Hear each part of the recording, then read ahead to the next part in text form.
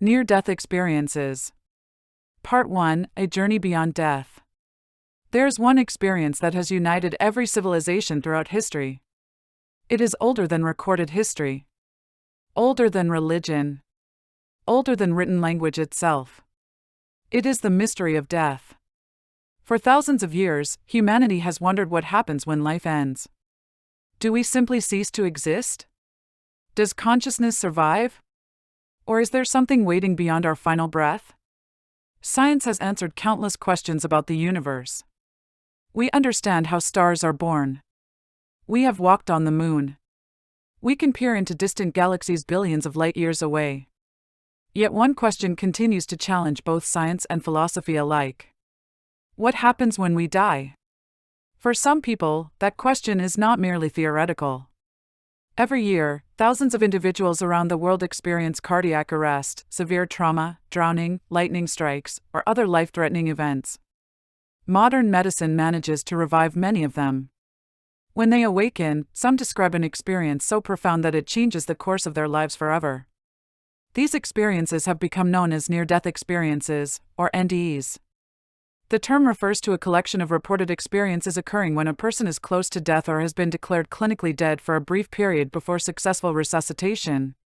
What makes these reports remarkable is not that they occur. It is how similar they often are.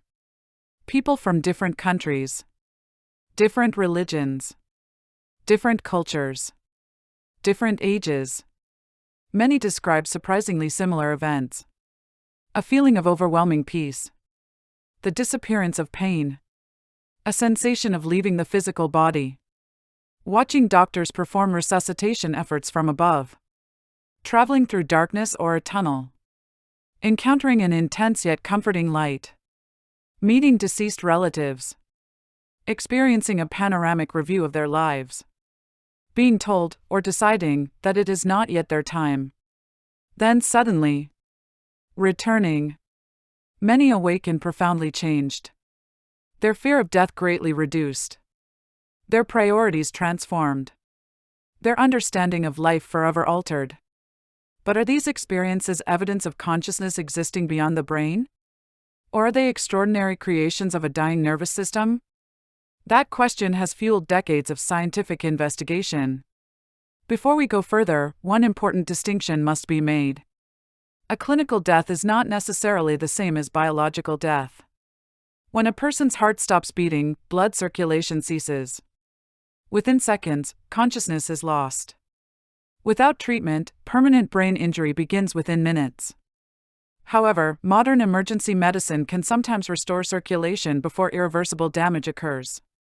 People revived during this window may later report vivid memories. These are the experiences researchers classify as near-death experiences. Scientists continue to debate exactly when consciousness ends during this process. Some argue the brain remains active longer than previously believed. Others believe certain reports challenge current understanding of consciousness. The debate remains open. No consensus exists. That uncertainty makes near-death experiences one of the most fascinating areas of modern research. Interestingly, near-death experiences are not rare. Studies suggest that approximately 10 to 20% of people who survive cardiac arrest report some form of NDE. Many others remember nothing at all. Researchers do not yet understand why. Age appears to matter very little. Children report experiences. Adults report experiences. Elderly patients report experiences. Accounts have emerged from nearly every continent. Although individual details differ, certain patterns appear repeatedly. That consistency first attracted the attention of medical researchers during the 20th century. Yet stories resembling modern NDEs appear throughout recorded history. Ancient Greece. Ancient Egypt. India. China. Native American traditions. Christian writings. Islamic literature. Buddhist teachings. Cultures separated by oceans and centuries often describe experiences that sound surprisingly familiar. Could they all reflect the same underlying phenomenon? Or do human brains naturally produce similar experiences under extreme conditions? These questions remain at the heart of NDE research. Perhaps the most striking feature of many reports is the emotional transformation that follows. People frequently describe becoming less materialistic, more compassionate, more interested in helping others, more spiritually curious. Many say they lose their fear of death almost entirely. Even individuals who previously considered themselves skeptical often report profound changes in worldview. Psychologists have studied these transformations for decades. Whether the experience reflects external reality or internal brain activity, its long-term impact appears genuine. Marriages change. Careers change. Relationships change. Values change.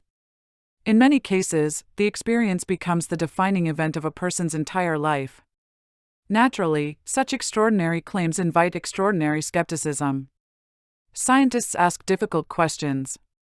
Were patients truly unconscious? Could memories form during recovery rather than during clinical death? Do medications influence perception? Does oxygen deprivation create hallucinations? Could expectations shaped by culture explain the similarities? Each possibility deserves careful investigation. Modern neuroscience has proposed several explanations. Reduced oxygen reaching the brain. Abnormal electrical activity. The release of neurotransmitters. REM sleep mechanisms. Activity within the temporal lobe. Even naturally occurring psychedelic compounds. Each theory explains certain aspects of near-death experiences. None explains every reported feature completely. That is why research continues. It is important to understand that serious scientists do not approach near-death experiences by attempting to prove or disprove an afterlife. Instead, they ask measurable questions. What happens inside the brain during cardiac arrest? How reliable are memories formed under extreme conditions? Can patients accurately describe events occurring while unconscious? How often do similar experiences occur? What biological mechanisms might be responsible? These are scientific questions. Their answers require careful evidence rather than assumptions. At the same time, millions of people interpret near-death experiences through spiritual or religious perspectives.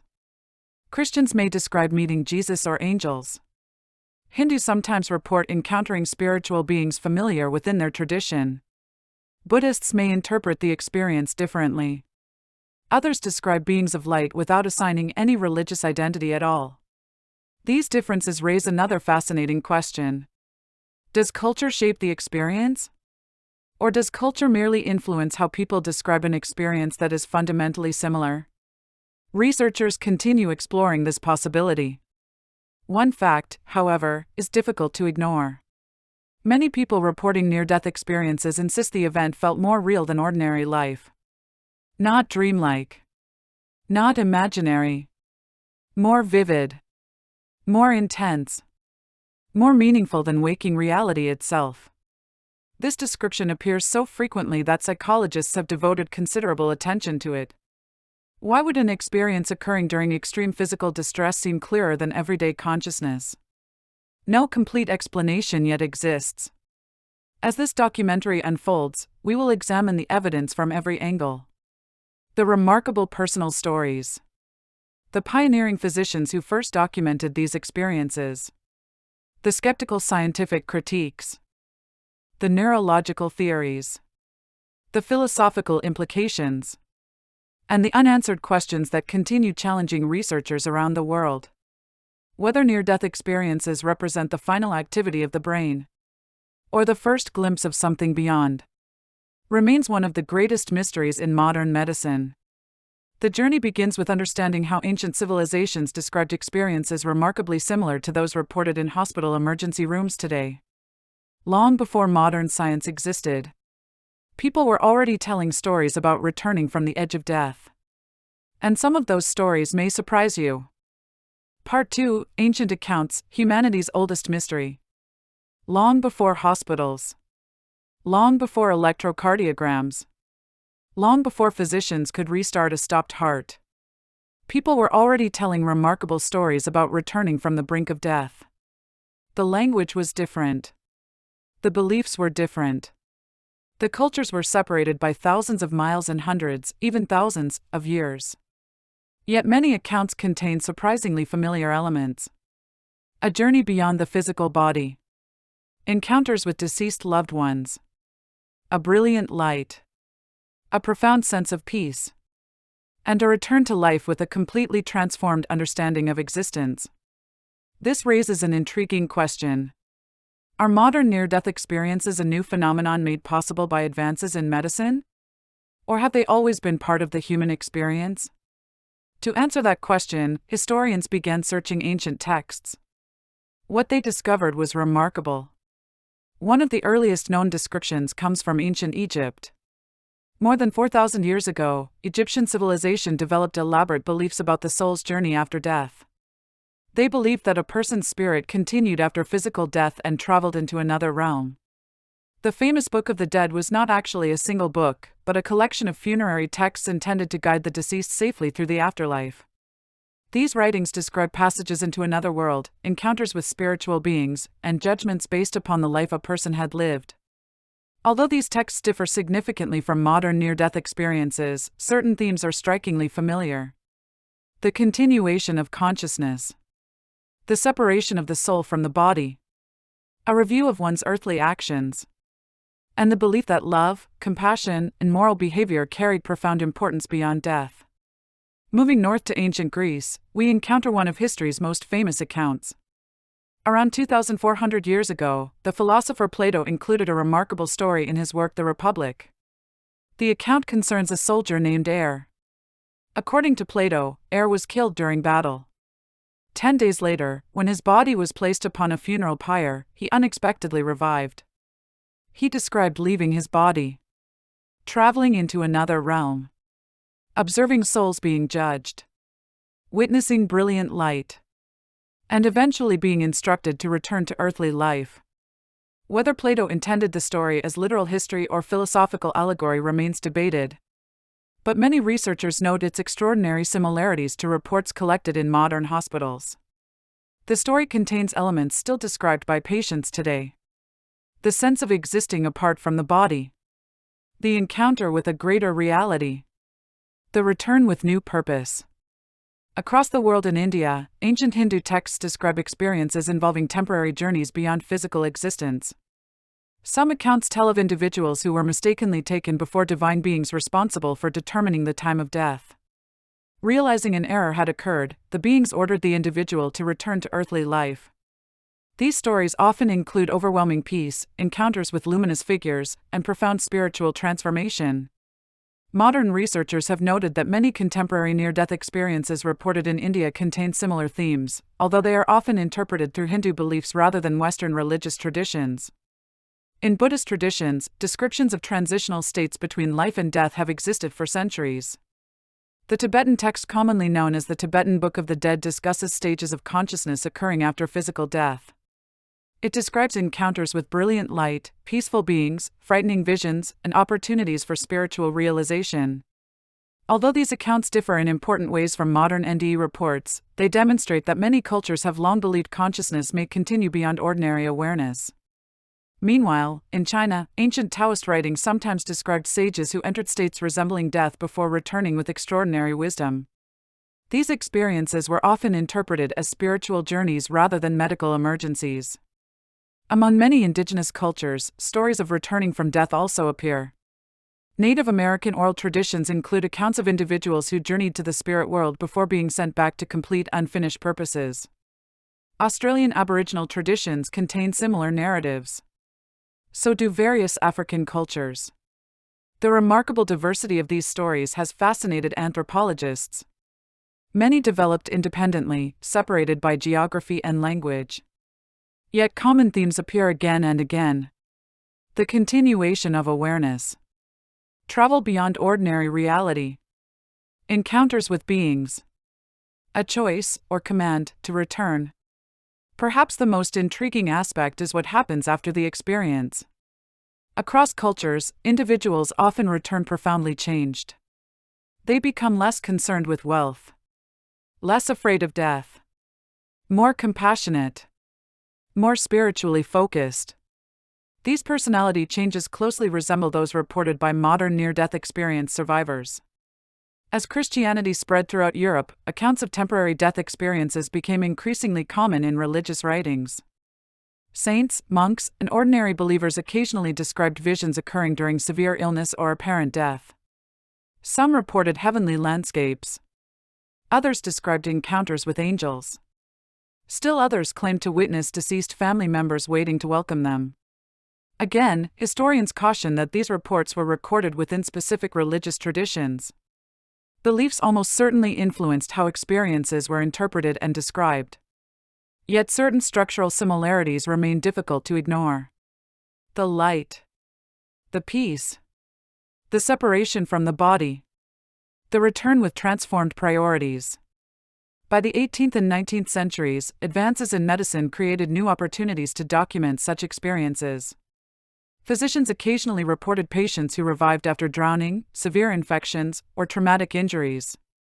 Some patients described vivid memories despite having appeared lifeless only moments earlier. These early medical reports rarely attracted widespread attention. Most doctors regarded them as curiosities. Without modern resuscitation techniques, relatively few people survived prolonged cardiac arrest. Everything changed during the 20th century.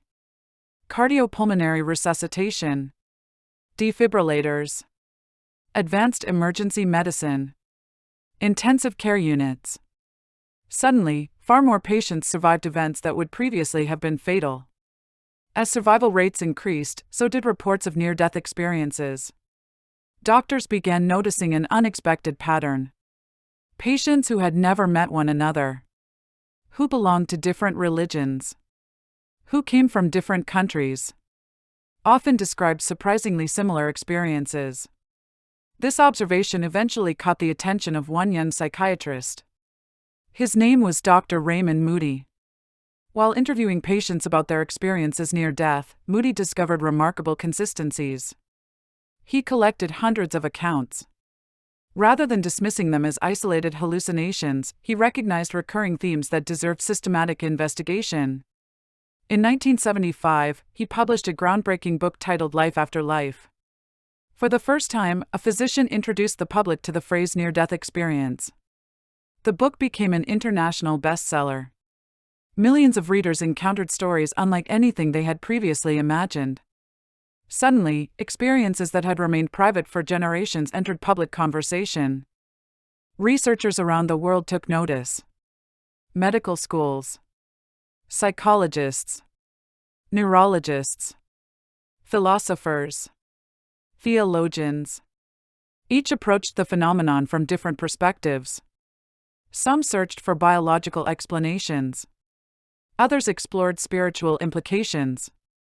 Still others simply asked an essential scientific question. What exactly happens to consciousness when the human body approaches death? That question transformed near-death experiences from isolated anecdotes into a legitimate area of interdisciplinary research. It also marked the beginning of one of the most fascinating scientific investigations of the modern era. Part 3: Dr. Raymond Moody and the birth of modern NDE research. By the early 1970s, modern medicine had entered a new era. Cardiopulmonary resuscitation, better known as CPR, had become increasingly effective. Defibrillators were saving patients whose hearts had stopped.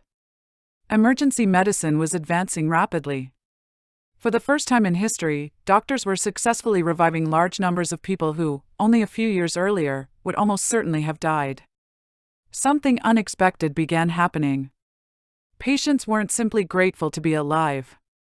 Many awoke with extraordinary stories. At first, physicians often dismissed these reports.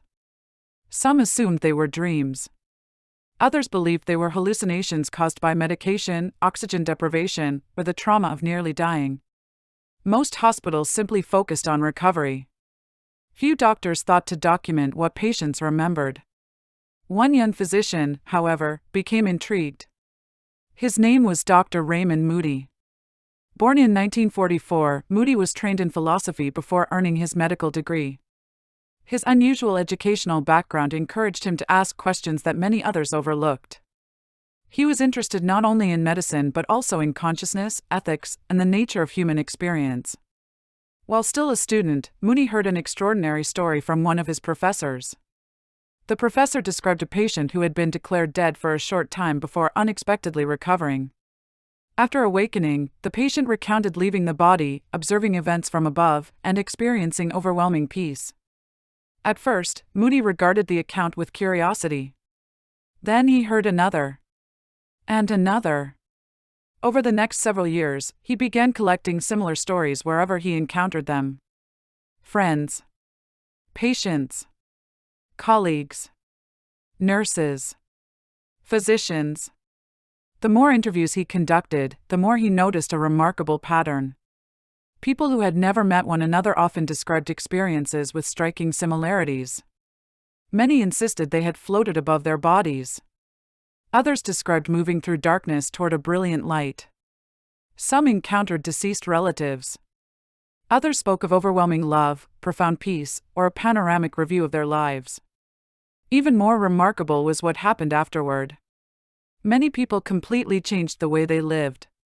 They became less materialistic, more compassionate, more spiritually curious. Most reported losing much of their fear of death. These transformations often lasted for decades. Moody realized he was observing something that deserved careful attention. Instead of treating each account as an isolated curiosity, he began comparing them systematically. His goal was not to prove life after death. Nor was it to explain the experiences away. He simply wanted to document what people consistently reported. In 1975, Moody published a book that would permanently change public awareness of the subject. Its title was Life After Life. The book introduced a phrase that had never before existed in medical literature: near-death experience. The abbreviation, ND, soon became recognized around the world. Life After Life described approximately 150 individual cases. Although each person's story differed, Moody identified a number of recurring elements. He emphasized that not every person experienced every feature. Some remembered only one or two. Others described many. Still, certain themes appeared repeatedly. A sense of leaving the physical body. Watching medical personnel from above. Moving through darkness or a tunnel. Encountering an intense yet comforting light. Feeling unconditional love. Meeting deceased relatives or spiritual beings. Experiencing a life review. Reaching a boundary. Being told, or deciding, that it was not yet time to die. Returning reluctantly to the body. Moody was careful not to claim these elements proved an afterlife. Instead, he observed that similar reports occurred too frequently to ignore. The response was immediate. The public embraced the book. Millions of copies sold worldwide. Readers flooded Moody with letters describing experiences they had never dared discuss. Some had remained silent for decades, fearing ridicule. Now they discovered thousands of others reporting similar events. Hospitals began receiving more questions.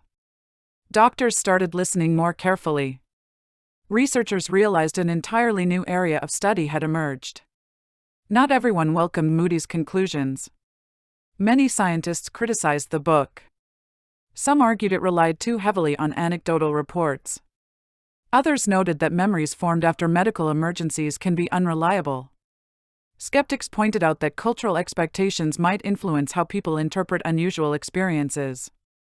These criticisms were valid scientific concerns. Moody acknowledged many of them himself. His purpose had never been to end the debate. It was to begin it. For perhaps the first time in modern history, near-death experiences became an acceptable subject for serious investigation. Psychologists entered the conversation. Neurologists joined the discussion. Cardiologists began documenting patients more carefully. Philosophers explored implications for consciousness. Theologians compared experiences across religious traditions. The field grew rapidly. Soon other researchers expanded upon Moody's work. One physician in particular would become especially influential. Dr. Kenneth Ring interviewed hundreds of patients and identified patterns of emotional transformation following NDEs. Unlike Moody, Ring focused not only on the experiences themselves but also on their long-term psychological effects. He discovered that many experiencers underwent profound personality changes lasting years or even decades. Later came Dr. Bruce Greyson, a psychiatrist who sought something medicine values highly: measurement. Greyson recognized that researchers needed a consistent way to evaluate reports. He developed what became known as the Greyson Near-Death Experience Scale. This standardized questionnaire allowed scientists to compare cases objectively rather than relying solely on personal interpretation. The scale remains widely used in NDE research today. Moody's influence extended far beyond medicine. His work inspired documentaries, books, conferences, and university research programs. It also encouraged patients to speak openly about experiences they had once hidden. Many described feeling relieved simply to discover they were not alone. At the same time, Moody consistently urged caution. He repeatedly emphasized that near-death experiences should not be confused with proof of survival after death. They remained experiences reported by people who ultimately returned to life. What occurred during permanent biological death remained unknown. This distinction often disappeared in popular media. Television programs sometimes presented extraordinary claims without sufficient evidence. Sensational headlines attracted attention. Moody frequently reminded audiences that science advances through careful investigation, not dramatic conclusions. His balanced approach earned respect from many researchers, even those who disagreed with his interpretations. One particularly interesting observation emerged from Moody's interviews. People often struggled to describe what they had experienced. Many insisted that ordinary language seemed inadequate. They used phrases like, "more real than real," "impossible to explain," "beyond words." Some reported that time itself no longer existed. Others said communication occurred without speech. Thoughts appeared to flow instantly. Emotions became more vivid than anything experienced in ordinary life.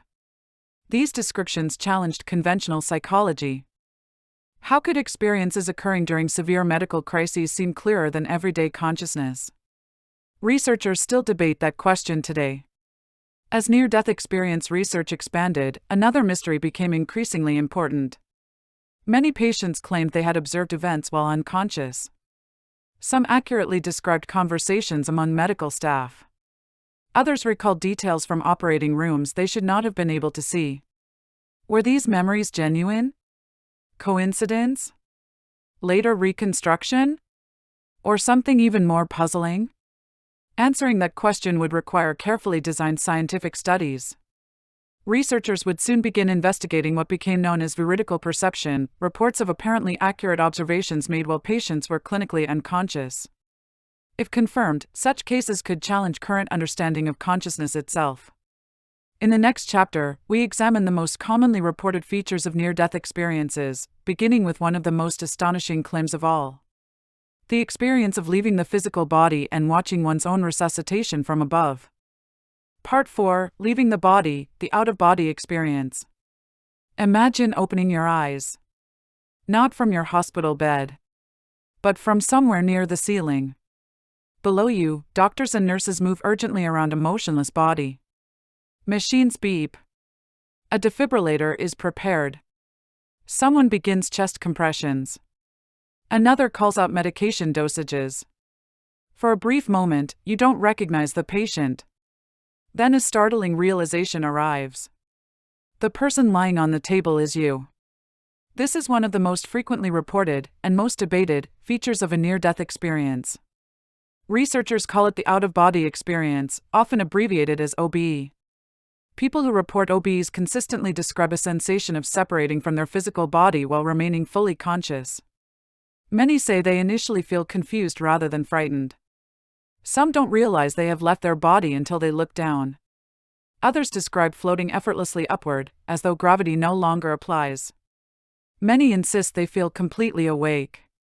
In fact, a surprising number later say they felt more alert than during ordinary life. Colors appeared brighter. Sound seemed clearer. Thoughts flowed instantly. Some even report possessing a full 360-degree awareness, as though perception was no longer limited by eyes or physical position. The experience often begins without warning. One moment, the individual remembers overwhelming pain, difficulty breathing, or losing consciousness. The next, they find themselves observing the room from above. Many report watching doctors perform CPR. Some describe seeing emergency personnel rushing into the room. Others remember hearing conversations that supposedly occurred while they were unconscious. It is these detailed observations that have fascinated researchers for decades. One commonly reported feature surprises many people. Individuals often say they feel no attachment to the body below. Instead of panic, they experience calm curiosity. Some even wonder why everyone seems so concerned. They know the body belongs to them. Yet they no longer identify with it. One survivor later explained it this way. It was like looking at an old coat hanging on a chair. I knew it was mine, but it no longer felt like me. This separation between physical identity and conscious awareness appears repeatedly in NDE reports. Psychologists find it especially intriguing because it challenges ordinary assumptions about self-awareness. In daily life, we naturally experience ourselves through our bodies. Near-death experiencers often describe the opposite. They feel more like an observer than a participant. Medical staff occasionally become part of these stories. Patients later describe the clothing doctors wore. Specific procedures performed. Conversations between nurses. Even jokes made during resuscitation. Some reports include surprisingly ordinary details. A dropped instrument. A physician standing on a particular side of the bed. A nurse adjusting equipment. These observations are often referred to as veridical perceptions, claims that can, at least in principle, be checked against witnesses or medical records. Not all prove accurate. Some cannot be verified. Others remain controversial. Yet a handful have attracted serious scientific attention.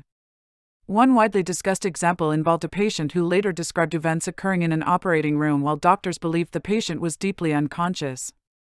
Researchers attempted to compare such reports with medical documentation. Sometimes details matched. Other times they did not. The mixed results continue fueling debate. One particularly fascinating group involves individuals who were blind from birth. Several published case reports describe congenitally blind individuals who claimed to experience visual perceptions during near-death experiences.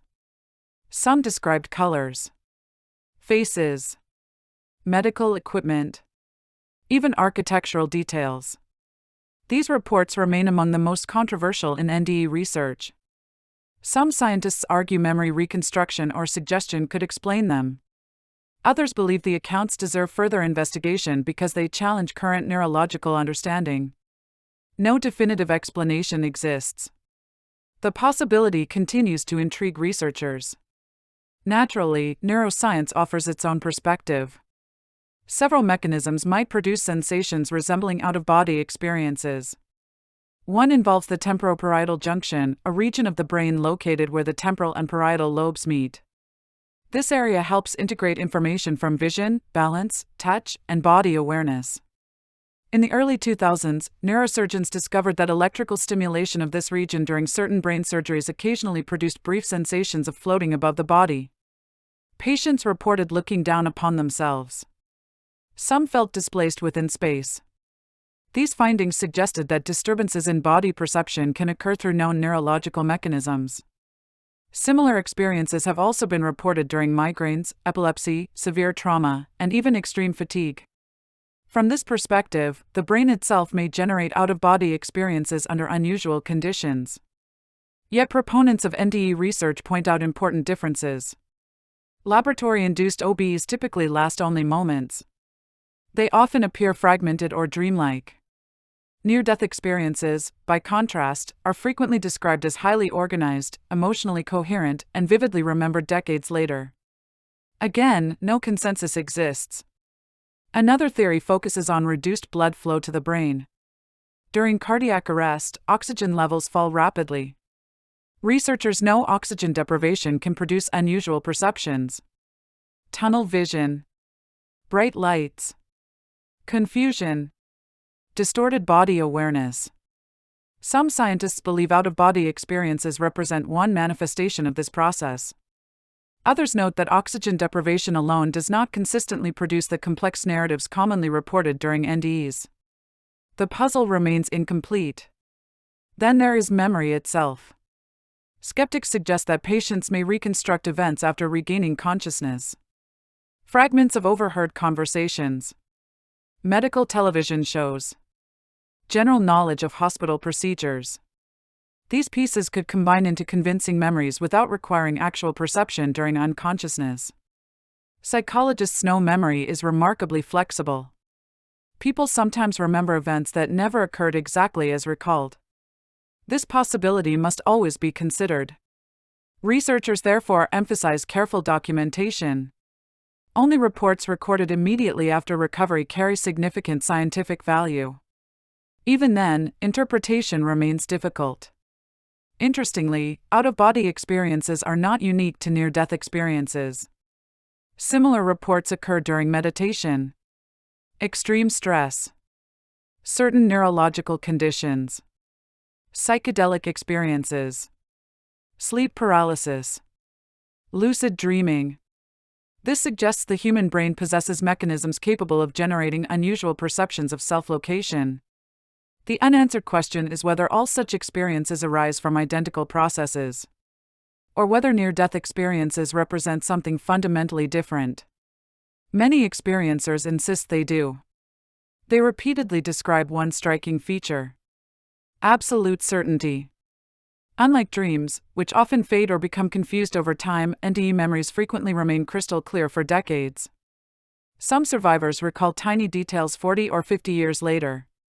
Psychologists studying autobiographical memory find this particularly interesting. Most ordinary memories gradually lose vividness. Many near-death experience memories do not. Whether that reflects unusual brain processing or extraordinary emotional significance remains uncertain.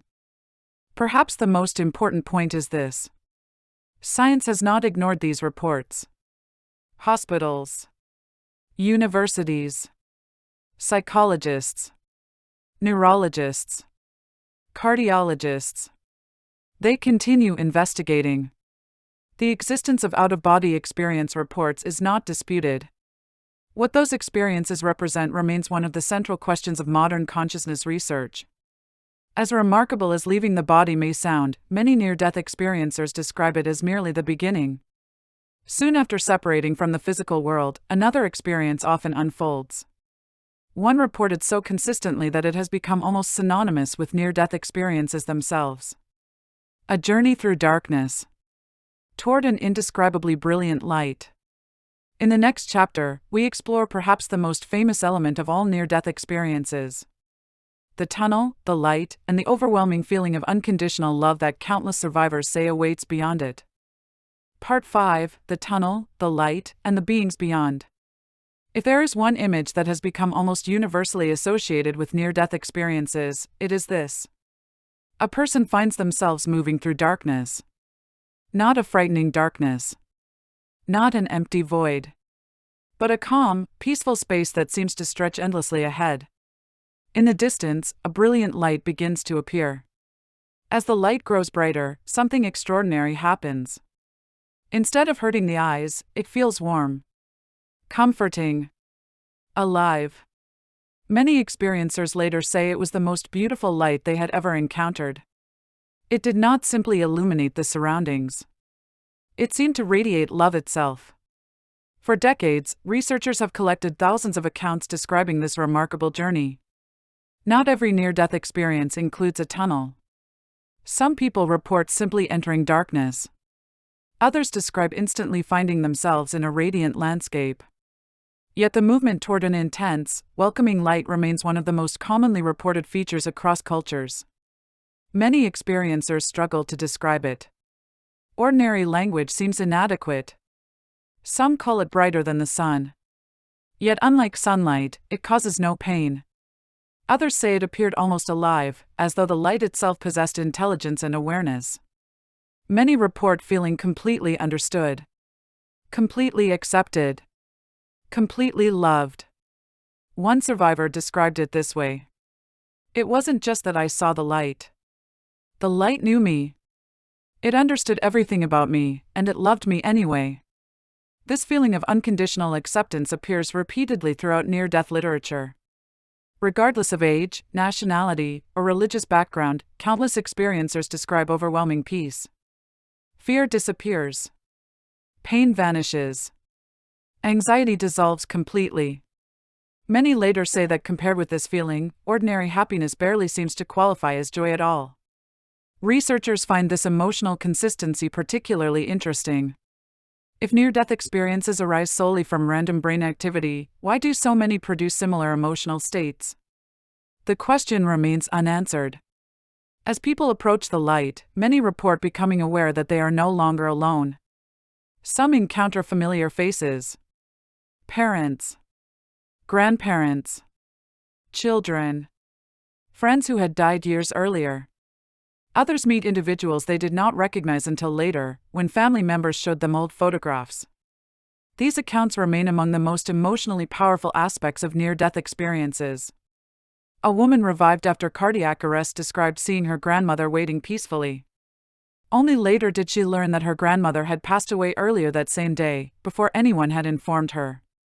Stories like this have fascinated researchers for decades. Some investigators regard them as evidence deserving further study. Others suggest coincidence or later memory reconstruction. The debate continues. Not everyone encounters deceased relatives. Many describe meeting what they simply call beings of light.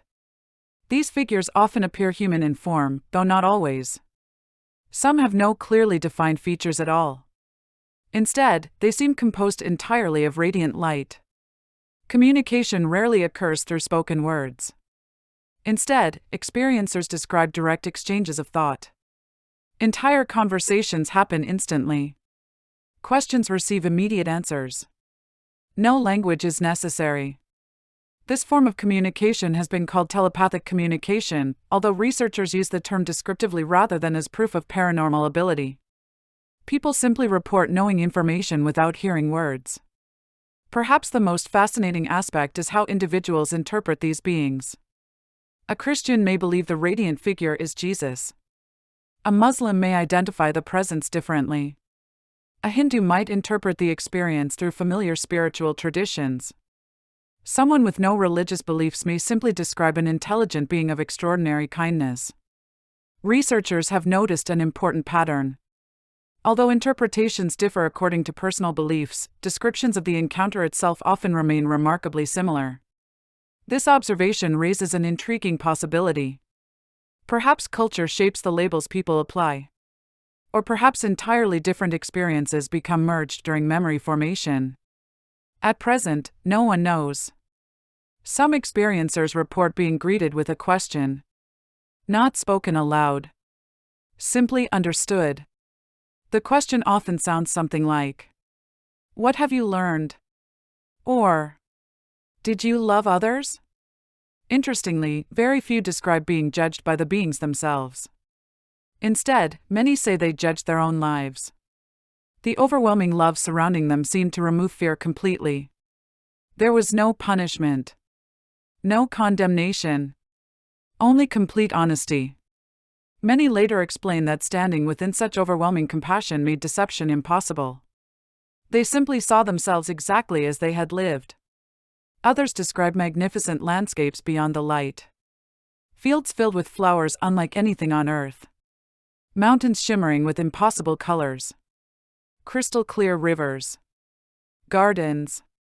Cities of light. Music beyond description.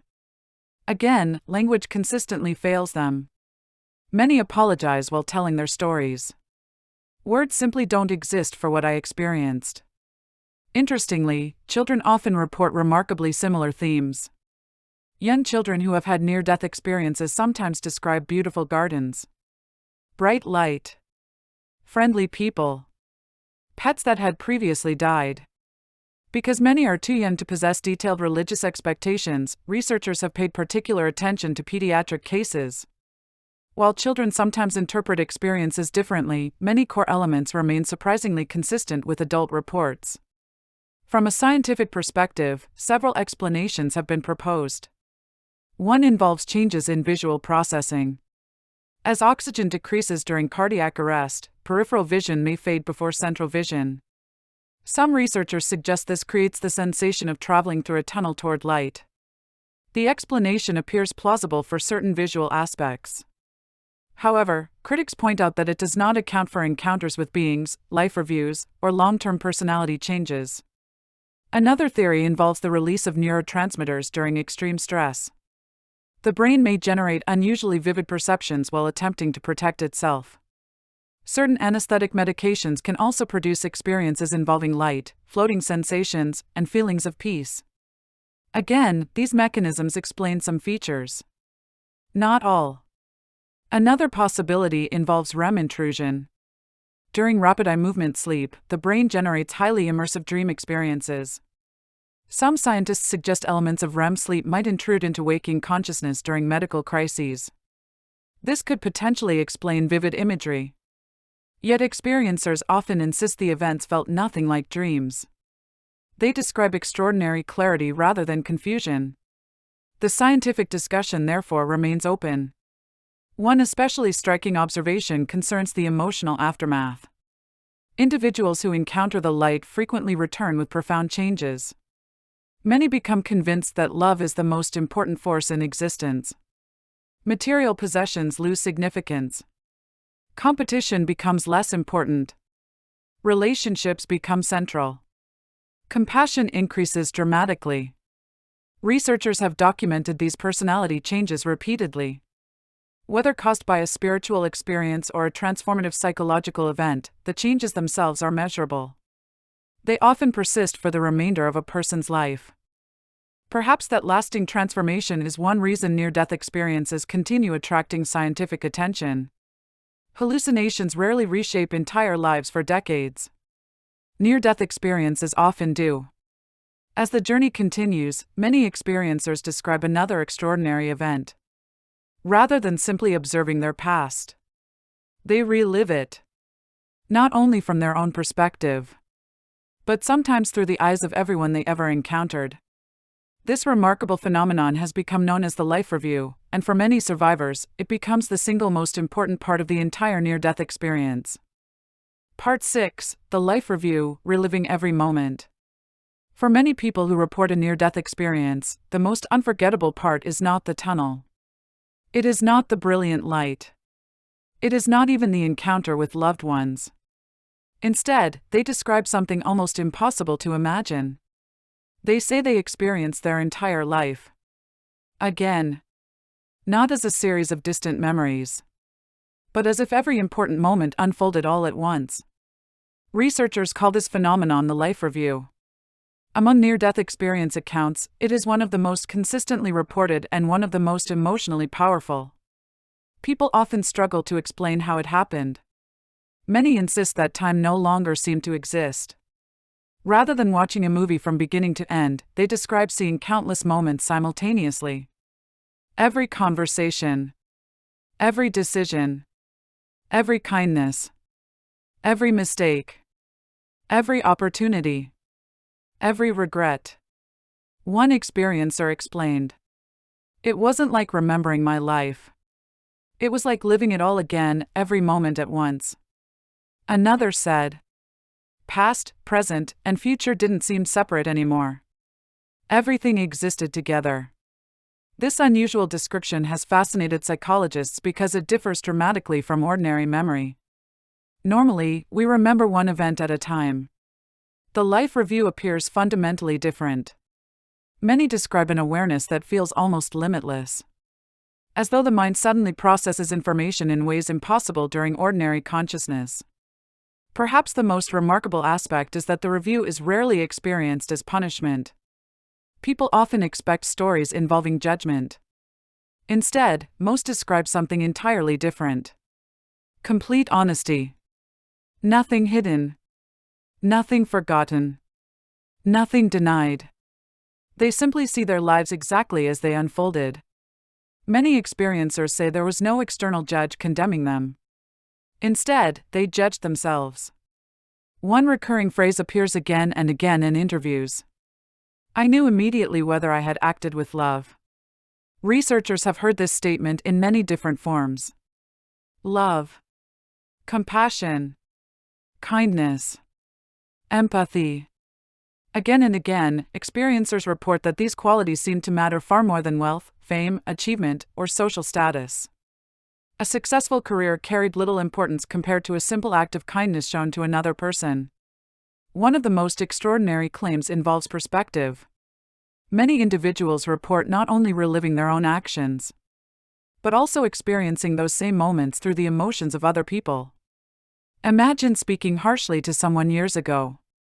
During the life review, some experiencers say they felt not only what they themselves experienced, but what the other person felt as well. Every emotion, every joy, every hurt, every consequence. One woman described remembering a childhood argument with her younger brother. In ordinary memory, she recalled only her own anger. During her near-death experience, she said she suddenly felt her brother's sadness, his confusion, his loneliness. For the first time, she fully understood how deeply her words had affected him. Many experiencers describe similar moments. Small acts of kindness they had completely forgotten. Holding a door open, offering encouragement, smiling at a stranger. They say they experienced the positive effects those simple actions had on others, sometimes extending far beyond what they had ever imagined. Conversely, seemingly minor acts of cruelty appeared equally significant. A careless insult, an ignored opportunity to help, a moment of selfishness. The life review, according to many reports, reveals that even small choices can ripple outward in unexpected ways. Interestingly, people rarely describe this process as frightening. Instead, they often call it enlightening. Painful at times, but deeply meaningful.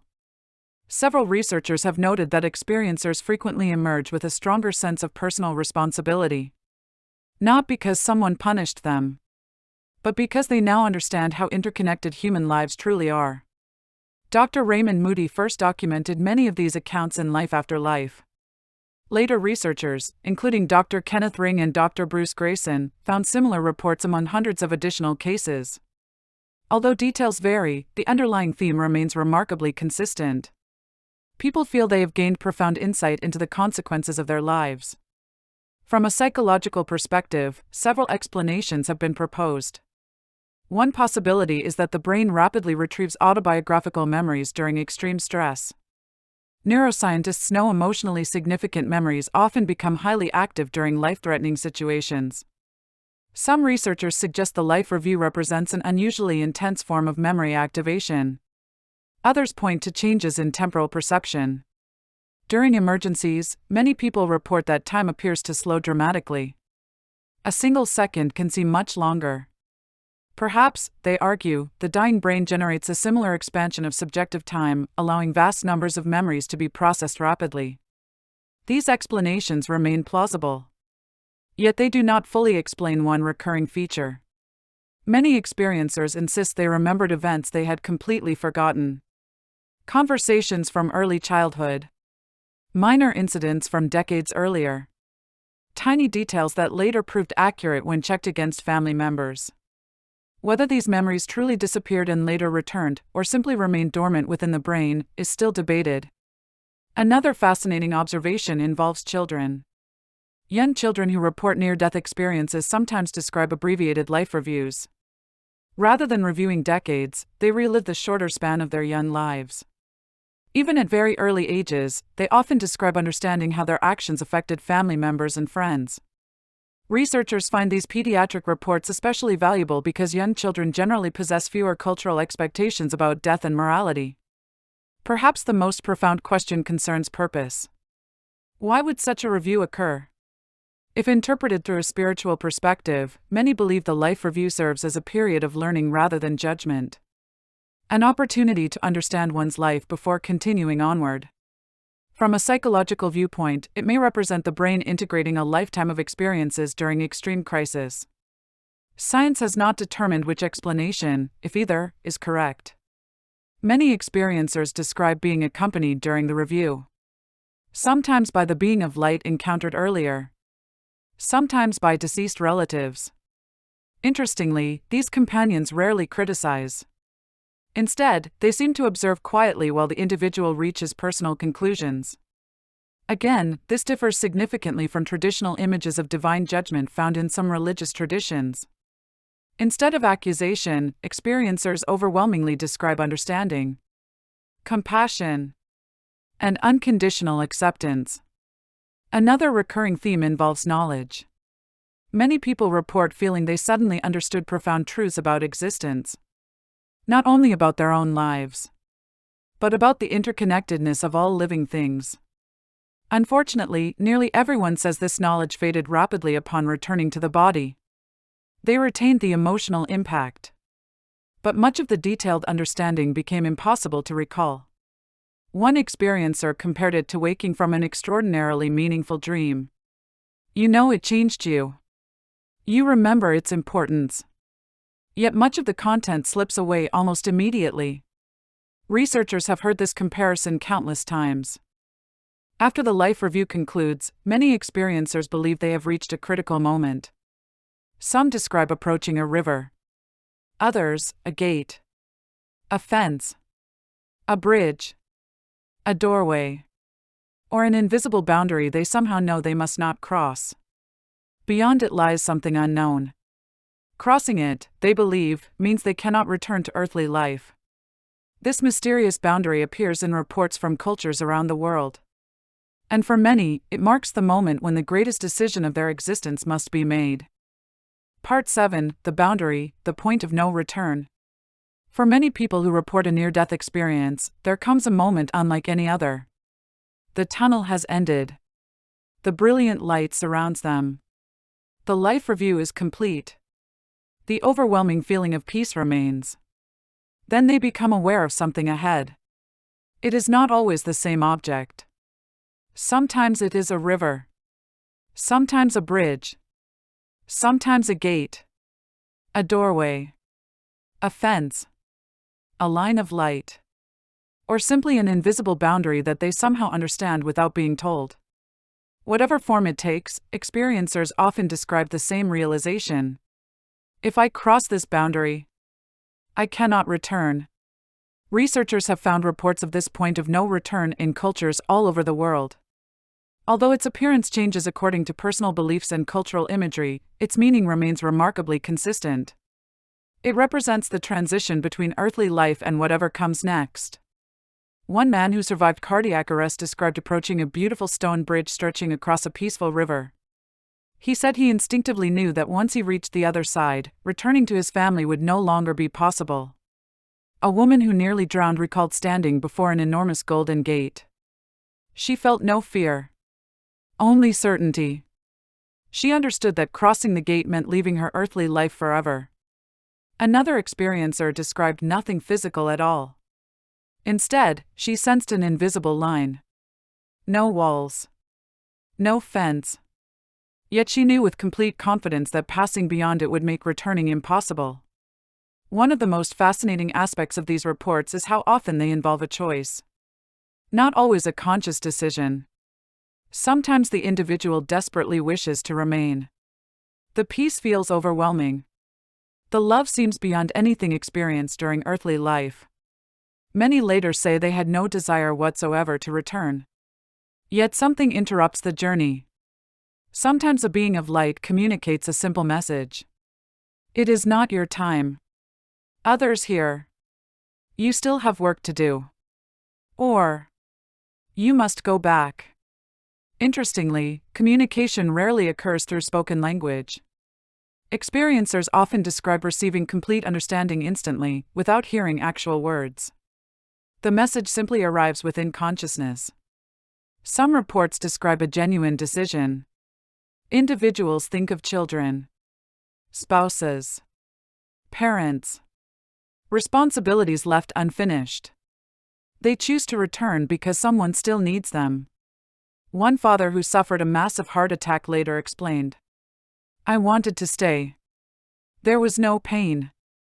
There was no fear.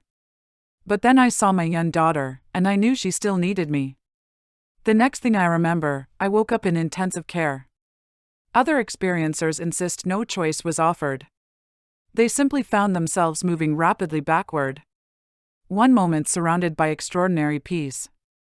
The next, back inside a damaged body. Many describe this return as abrupt and even shocking. Imagine awakening from the most beautiful dream imaginable, only to discover intense pain, bright hospital lights, medical equipment, and confusion. Several experiencers say returning was actually the most unpleasant part of the entire experience. One woman described it this way. It felt like putting on a heavy, uncomfortable coat after being completely free. Others compare it to suddenly being squeezed into clothing several sizes too small. Again, these descriptions appear repeatedly in interviews collected over decades. Children report similar experiences. Many pediatric near-death experiences include simple but striking accounts. A young child might describe being told, "Your mommy isn't finished with you yet." Or, "You have to go back because your family needs you." Researchers find these reports particularly interesting because young children generally possess fewer preconceived ideas about death.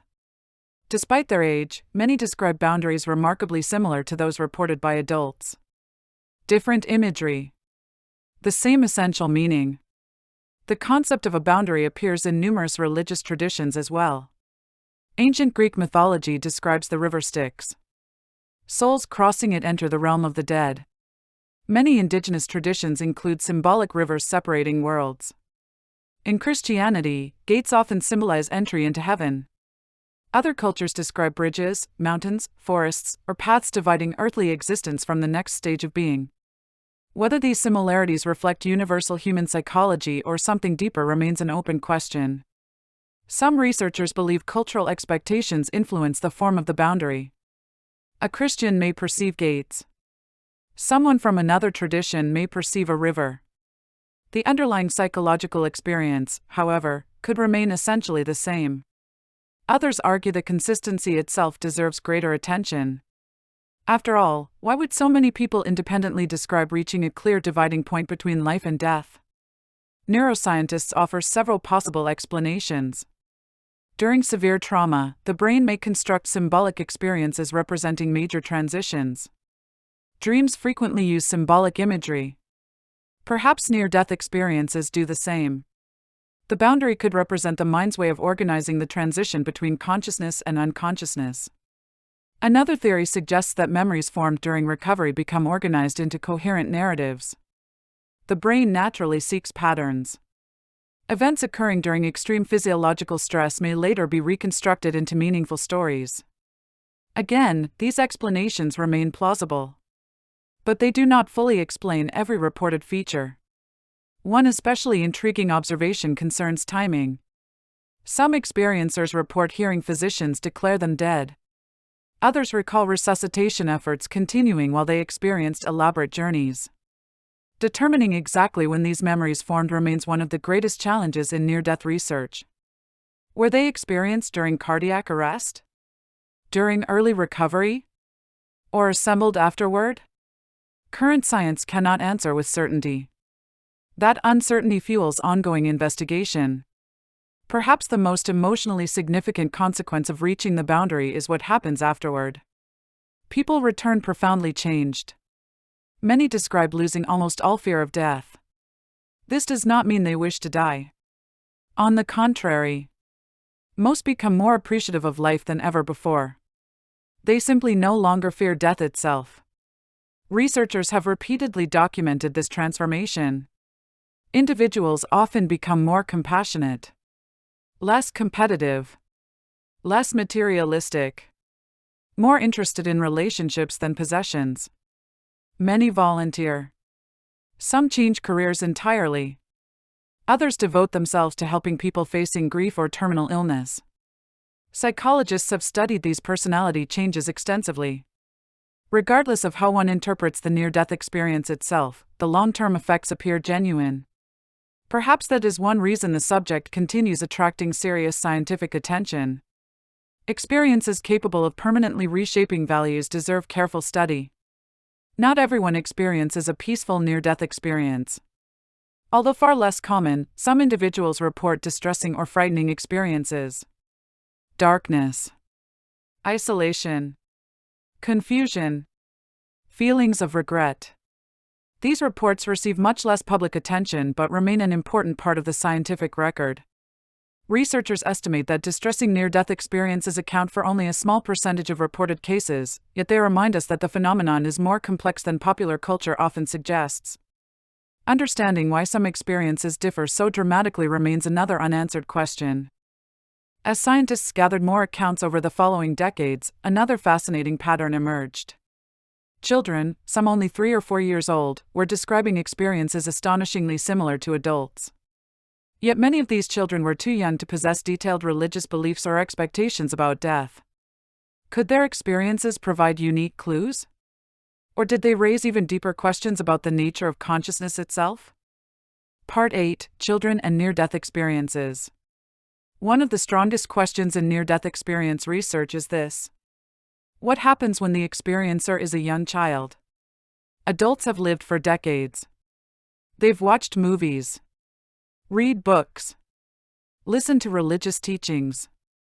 They may already have ideas about what happens after death. Children are different. A 3-year-old has little understanding of theology. A 5-year-old usually has no detailed concept of an afterlife. Many cannot even explain what death means. Yet researchers have found that children sometimes report experiences strikingly similar to those described by adults. This has made pediatric near-death experiences one of the most fascinating areas of modern consciousness research. For decades, physicians, psychologists, and pediatric specialists have carefully documented these cases. The goal has never been to prove an afterlife. Instead, researchers ask a simpler question: do children report the same core experiences as adults? Surprisingly, the answer is often yes. Many children describe leaving their bodies. They speak of floating near the ceiling of hospital rooms. Some say they watched doctors working to save them. Others remember seeing worried parents standing nearby. As with adults, not every report includes every feature. But certain patterns appear repeatedly. Children frequently describe traveling toward a bright light, meeting loving individuals, feeling completely safe, experiencing overwhelming peace. Some speak of seeing grandparents who had already died. Others describe pets that had passed away. Many say they were told it was not yet time for them to stay. Then they awoke in hospital. Researchers noticed something especially interesting. Young children rarely use complicated religious language. Instead of saying they encountered an angel, they may simply describe a bright person, or a nice glowing lady. One little boy described meeting the man made of sunshine. Children often explain extraordinary experiences using the vocabulary available to them. This simplicity has attracted considerable scientific attention. Because the descriptions appear less influenced by formal theology, some researchers believe they may offer unique insight into the underlying experience. One famous pediatric researcher was Dr. Melvin Morse. During the 1980s, Morse worked as a pediatrician in Seattle, treating seriously ill children. Several young patients reported near-death experiences after being successfully resuscitated. Initially skeptical, Morse began interviewing them systematically. To his surprise, the stories shared many common features. Children described tunnels, brilliant light, feelings of peace, encounters with loving beings, reluctant returns to life. Importantly, these reports emerged from children of different backgrounds and different religious traditions. Dr. Morse eventually published his findings, bringing greater attention to pediatric NDE research. One young girl described floating above the emergency room after nearly drowning. She watched doctors and nurses rushing around her body. She later identified details that medical staff confirmed had occurred during her resuscitation. Cases like this remain controversial. Some researchers believe memory reconstruction explains the observations. Others argue certain reports deserve further investigation. Another fascinating aspect involves children's emotional reactions. Unlike adults, who often spend years trying to understand what happened, young children frequently accept the experience quite naturally. A child may simply say, "I went somewhere beautiful," or "Grandma said I had to come back." Only later, as they grow older, do they realize how unusual the experience appears to others. Parents often report dramatic personality changes after pediatric near-death experiences. Children may become unusually compassionate, less afraid of death, more interested in spiritual questions. Some develop a surprising concern for helping others. Others lose interest in material possessions. These changes resemble those documented in adult experiencers. Researchers continue studying whether these transformations result directly from the experience itself or from surviving a life-threatening event. One particularly interesting observation concerns fear. Many children report absolutely no fear during their near-death experience. Even when they knew they had nearly died, they described feeling completely safe. Some later expressed confusion about why adults seemed so frightened by death. Again, this does not mean they wish to die. Rather, they no longer view death as something terrifying. Psychologists working with pediatric survivors emphasize that these children generally become more appreciative of life, not less. Another question concerns imagination. Could young children simply be inventing elaborate stories? Developmental psychologists note that children certainly possess vivid imaginations. However, many pediatric near-death reports contain remarkable consistency despite being collected from children who had never heard of NDEs. This consistency continues to intrigue researchers. Not because it proves anything supernatural, but because it raises important scientific questions. How do such similar narratives emerge? Does the developing brain respond to extreme physiological stress in predictable ways? Or is something else occurring? Medical researchers continue investigating. Interestingly, very young children rarely describe formal religious figures unless those ideas were already familiar within their families.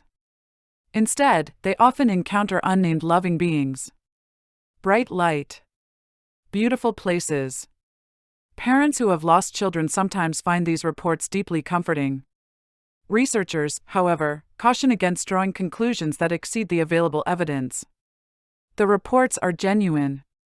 The interpretation remains uncertain. Another important area of study involves memory. Young children generally forget early life events more quickly than adults. Yet many pediatric near-death experiences remain vividly remembered decades later. Adults interviewed 40 years after childhood NDEs often describe the events with extraordinary clarity. This durability resembles what researchers observe in adult experiencers. It suggests these memories occupy a unique place within autobiographical memory. Why this occurs remains unknown. Some neuroscientists propose that emotionally intense experiences receive unusually strong memory encoding. Others note that trauma itself often creates vivid lifelong memories. Again, these explanations account for some observations. Not all. Researchers have also compared children from different countries.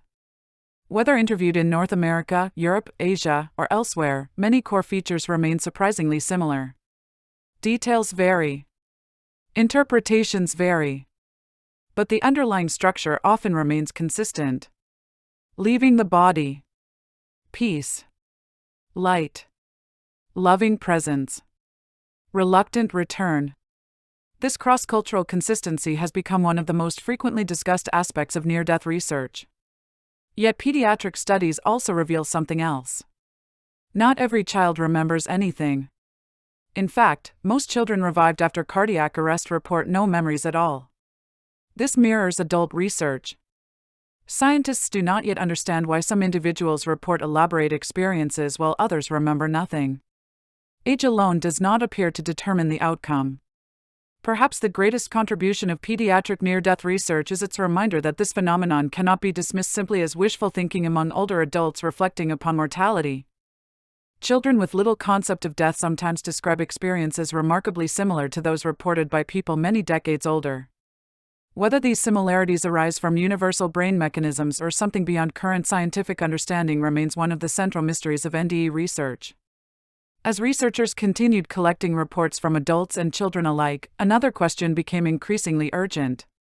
Could modern neuroscience explain everything? Was the tunnel created by oxygen deprivation? Was the light generated by the visual cortex? Were the encounters with loved ones simply the brain's final attempt to create comfort during extreme stress? Part 9: The Science of Near-Death Experiences. Can the brain explain it all? For centuries, near-death experiences were discussed almost entirely through religion, philosophy, and personal testimony.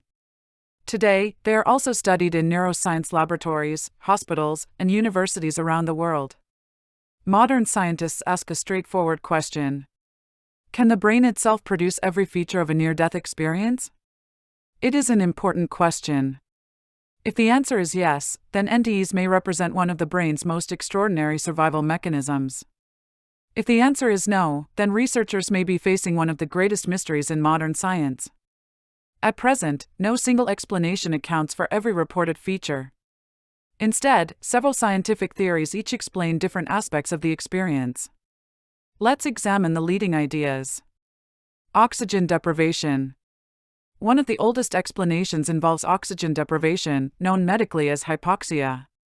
The human brain depends on a constant supply of oxygen. When the heart stops beating, blood flow decreases rapidly. Within seconds, consciousness fades. As oxygen levels continue falling, brain function becomes increasingly disrupted. Researchers know that pilots exposed to high altitudes without sufficient oxygen sometimes report tunnel vision, bright lights, feelings of floating, confusion, euphoria.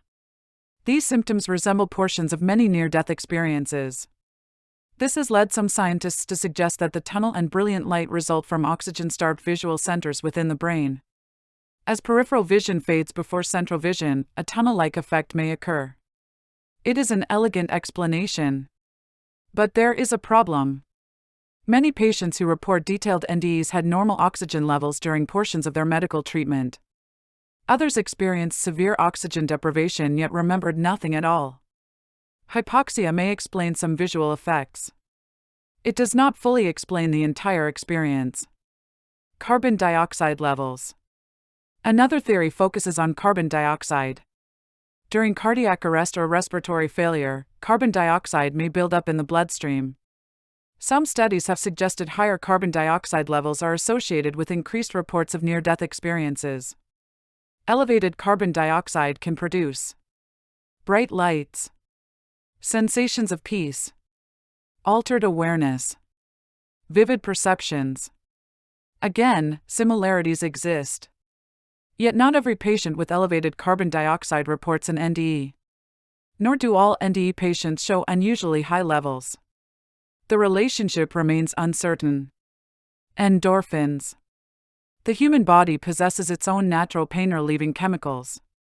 These are called endorphins. During severe injury or extreme stress, large quantities may be released. Endorphins reduce pain. They also produce feelings of calm, warmth, and well-being. Some scientists suggest that the overwhelming peace reported during near-death experiences results from this natural biochemical response. Certainly, endorphins explain why many seriously injured people feel surprisingly little pain immediately after trauma. However, endorphins alone do not account for life reviews, detailed memories, or reports of observing events from outside the body. Temporal lobe activity. One of the most studied brain regions in NDE research is the temporal lobe. This area plays a major role in memory, emotion, and perception. Electrical disturbances within the temporal lobe can sometimes produce feelings of leaving the body, intense spiritual emotions, a sense of another presence, vivid memories, bright visual experiences. Patients with certain forms of temporal lobe epilepsy occasionally describe experiences resembling aspects of near-death experiences. Because of this, some neurologists believe abnormal temporal lobe activity may contribute significantly to NDEs. Yet differences remain. Epileptic episodes are usually brief and often disorganized. Near-death experiences are frequently described as coherent, emotionally meaningful, and remembered with remarkable clarity for decades. REM intrusion. Another fascinating explanation involves REM sleep. During rapid eye movement sleep, the brain generates vivid dreams while temporarily paralyzing the body. Sometimes REM features intrude into wakefulness. This can produce floating sensations, sleep paralysis, seeing figures in the room, feeling detached from the body. Researchers call this REM intrusion. Some studies suggest people prone to REM intrusion report near-death experiences more frequently. This theory may explain certain visual and sensory elements. Again, however, it does not fully account for every reported feature. The DMT hypothesis. Perhaps the best-known modern explanation involves a naturally occurring compound called DMT, or dimethyltryptamine. DMT is one of the most powerful psychedelic substances known. When administered experimentally under controlled conditions, it can produce brilliant light, encounters with beings, altered perception of time, feelings of unity, extraordinary visual experiences. Some researchers have proposed that the human brain might release DMT during extreme stress or near death.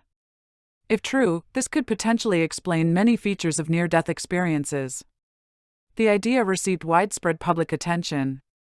However, there is an important limitation. Scientists have not demonstrated that the human brain releases enough DMT at death to produce these experiences. Small amounts have been detected in mammalian brains, but current evidence does not show that massive surges occur during human dying. For now, the DMT hypothesis remains exactly that.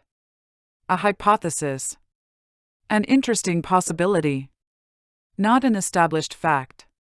Electrical activity after cardiac arrest. One of the most surprising discoveries came in recent years. Researchers studying animals observed brief bursts of organized brain activity shortly after the heart stopped beating. These bursts included patterns associated with conscious processing. Could something similar occur in humans? Several studies suggest the brain may remain active for longer than previously believed after circulation ceases. This finding has generated considerable interest. It raises an important possibility. Perhaps some near-death experiences occur during this brief period of residual brain activity rather than after all brain function has ended. Scientists continue investigating exactly how long conscious processing remains possible during cardiac arrest. The challenge. Although each theory explains certain features remarkably well, none explains everything. Hypoxia explains tunnel vision, but not life reviews. Temporal lobe activity explains spiritual feelings, but not verified observations. Endorphins explain peace, but not detailed memory. REM intrusion explains floating sensations, but not long-term personality changes. DMT explains vivid imagery, but currently lacks evidence for large natural releases during human death. This is why many neuroscientists avoid claiming that any single explanation has solved the mystery. Instead, they increasingly suspect near-death experiences may involve multiple biological mechanisms acting together. Science remains open. One of the greatest misconceptions surrounding near-death research is that science has either completely explained the phenomenon or completely failed. Neither statement is accurate. Science has explained many components remarkably well. Other aspects remain uncertain.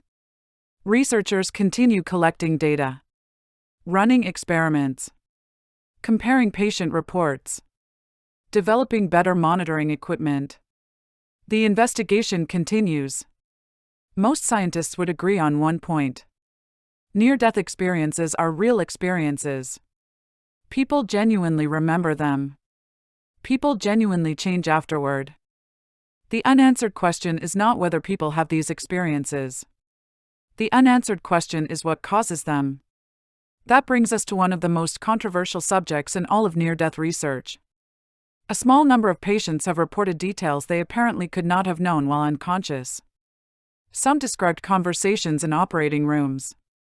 Others identified objects hidden from normal view. Still others accurately described events occurring far from their physical bodies. These reports have become known as veridical perception. Whether they represent extraordinary coincidences, hidden brain processes, or something that challenges current neuroscience remains one of the most fiercely debated questions in modern consciousness research. Part 10: Veridical Perception, the Cases That Challenge Science. Among the thousands of reported near-death experiences, one category has attracted more scientific attention than almost any other. Researchers call these cases veridical perceptions. The word veridical simply means apparently accurate or corresponding to reality. These are reports in which an individual claims to have perceived events that, if verified, would have been difficult or impossible to observe through ordinary means while they were unconscious. It is important to begin with an important caution. These cases remain highly debated. Some have supporting witnesses. Others rely only on personal testimony. Some cannot be verified at all. Researchers disagree about how much weight they should carry. Nevertheless, they remain one of the most actively discussed areas in near-death research because they raise difficult questions about consciousness. One of the most common claims involves the operating room. A patient later describes the sequence of medical procedures performed during resuscitation. The color of medical instruments. The words spoken by doctors. Even the order in which staff entered the room. In some instances, medical personnel later confirm portions of these descriptions. In others, memories prove inaccurate or impossible to verify. This mixture of confirmation and uncertainty makes scientific interpretation difficult. Consider a typical example. A patient suffers cardiac arrest during surgery. The heart stops. Doctors begin emergency resuscitation. After recovery, the patient reports floating near the ceiling, watching the entire procedure unfold below. The patient accurately describes chest compressions, medication administration, and the use of a defibrillator. Skeptics point out that many people possess general knowledge of emergency procedures through television, movies, or previous hospital visits. Supporters respond that some reports include highly specific details unlikely to have been guessed. Determining which explanation is correct requires careful investigation on a case-by-case basis. One of the most frequently discussed stories in near-death literature concerns a woman known by the pseudonym Maria. According to the account, Maria experienced cardiac arrest while hospitalized. After recovering, she told a social worker that during her near-death experience she had floated outside the hospital building. She described seeing a single blue tennis shoe resting on a third-floor window ledge. The social worker later searched the location and reportedly found the shoe where Maria had described it. The story has been cited for decades. At the same time, it has also been criticized. Some researchers question whether enough documentation exists to evaluate the event fully. Others note that the account relies heavily on later testimony rather than contemporaneous records. As a result, the shoe on the ledge remains intriguing, but not conclusive. Another category of reports involves blind individuals. Several published case studies describe people who had been blind since birth yet later reported visual perceptions during near-death experiences. Some described colors, faces, medical equipment, family members. Perhaps the best-known collection of such cases was examined by researcher Dr. Kenneth Ring and psychologist Sharon Cooper. They interviewed blind individuals who reported experiences during periods of clinical crisis. Some participants claimed they saw events despite never having possessed normal vision. Researchers remain divided over how to interpret these reports. Some suggest the individuals were describing mental imagery assembled from non-visual information accumulated throughout life. Others argue that certain cases deserve further investigation because they do not fit easily within existing neurological models. Again, no consensus has emerged. Perhaps the most ambitious scientific effort to investigate veridical perception came from Dr. Sam Parnia. Parnia, a physician specializing in critical care and resuscitation research, recognized a major problem. Most previous reports relied upon memories collected after recovery. What researchers needed were prospective studies. In other words, experiments designed before patients experienced cardiac arrest. Parnia and colleagues launched what became known as the AWARE study, short for Awareness During Resuscitation.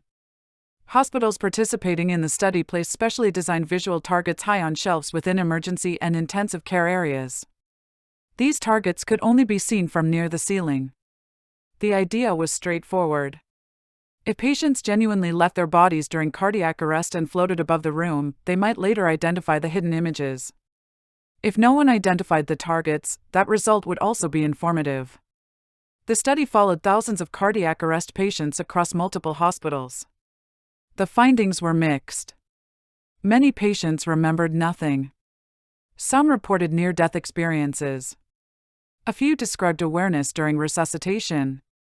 One patient reported details of resuscitation efforts that investigators found broadly consistent with medical records, although no patient successfully identified one of the hidden visual targets.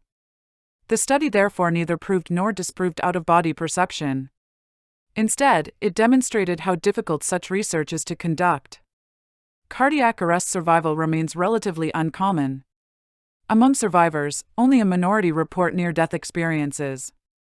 Among those, even fewer describe detailed out-of-body perceptions. Designing statistically powerful studies becomes extraordinarily challenging. Parnia later expanded the research through additional international collaborations. The work continues today. Importantly, Parnia himself emphasizes careful scientific neutrality. He does not claim that consciousness survives death. Nor does he dismiss patient reports. Instead, he argues that the phenomenon deserves rigorous investigation using modern medical methods. This balanced approach has earned respect from both supporters and skeptics. Neuroscientists offer several alternative explanations for apparently accurate observations.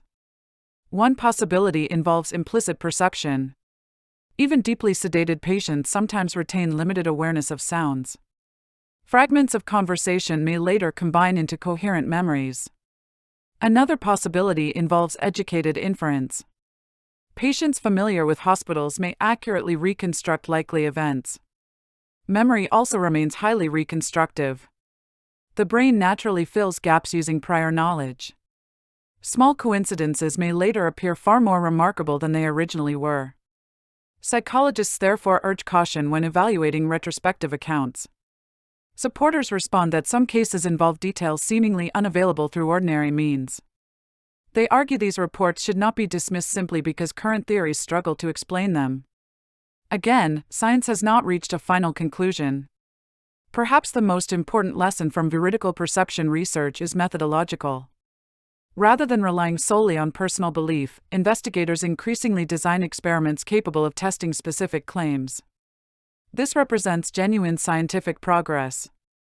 Whether future studies ultimately support conventional neurological explanations or reveal something entirely unexpected remains unknown. For now, the evidence remains intriguing but inconclusive. The existence of reported veridical perceptions is not disputed. Their interpretation remains one of the most actively debated questions in consciousness research. As researchers continued investigating these remarkable reports, another physician emerged whose work would become central to modern near-death research. His name was Dr. Bruce Greyson.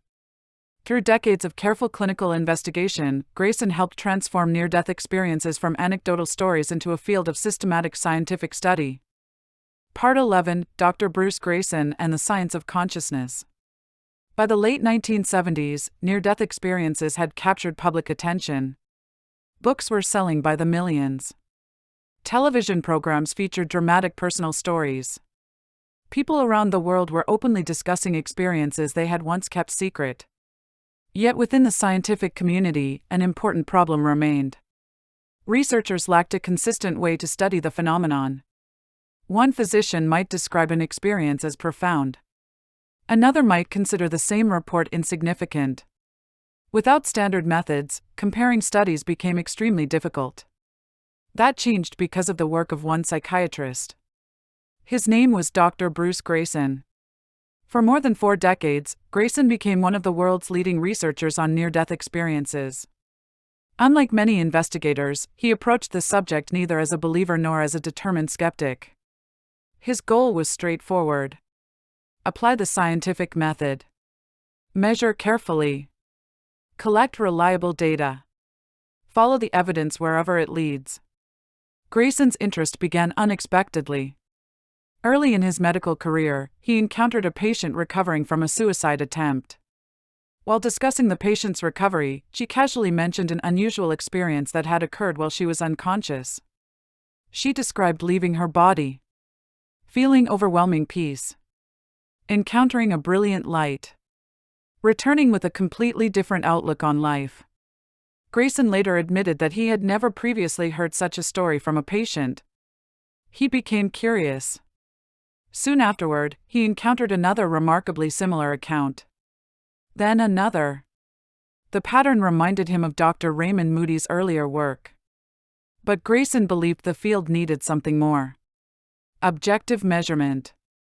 Medicine depends upon standardized assessment. Doctors use blood pressure measurements, electrocardiograms, laboratory tests, psychological questionnaires. Near-death research required similar tools. So Grayson developed what is now known as the Grayson Near-Death Experience Scale. This questionnaire consists of 16 carefully designed questions covering different aspects of the experience. Did the person experience unusual peace? Did time seem altered? Did they leave their body? Did they encounter light? Did they experience heightened senses? Did they review their life? Each answer receives a numerical score. Patients reaching a predetermined threshold are classified as having experienced a near-death experience according to standardized research criteria. This innovation transformed the field. Instead of relying solely on subjective impressions, researchers could compare studies conducted in different hospitals and different countries using the same measurement system. Today, the Grayson scale remains one of the most widely used research tools in near-death studies. Grayson's investigations extended far beyond classification. He interviewed hundreds of experiencers over many years. One observation appeared repeatedly. Near-death experiences rarely resembled dreams. Participants consistently described them as extraordinarily vivid. Many insisted they remained clearer than memories of ordinary life. Some recalled every detail decades later. This durability fascinated psychologists. Most dreams fade quickly. Many emotional memories gradually lose intensity. Near-death memories often remained remarkably stable. Another consistent finding involved personality change. Grayson discovered that many experiencers reported profound transformations after returning. Fear of death decreased dramatically. Interest in material possessions declined. Compassion increased. Many developed stronger concern for helping others. Some changed careers entirely. Others devoted themselves to volunteer work, counseling, or healthcare. Importantly, these changes occurred regardless of religious background. Even individuals who interpreted their experiences in purely psychological terms often reported similar life transformations. This suggested that whatever the underlying cause, the experience itself produced measurable long-term effects. Grayson also explored an important misconception. Many people assume near-death experiences always involve pleasant emotions. His research demonstrated otherwise. Although the majority of reports describe peace and love, a smaller percentage involve fear, confusion, emptiness, or distress. Some individuals describe wandering through darkness. Others report feelings of isolation. A few experience frightening imagery. These distressing near-death experiences receive far less public attention but remain an important part of the scientific record.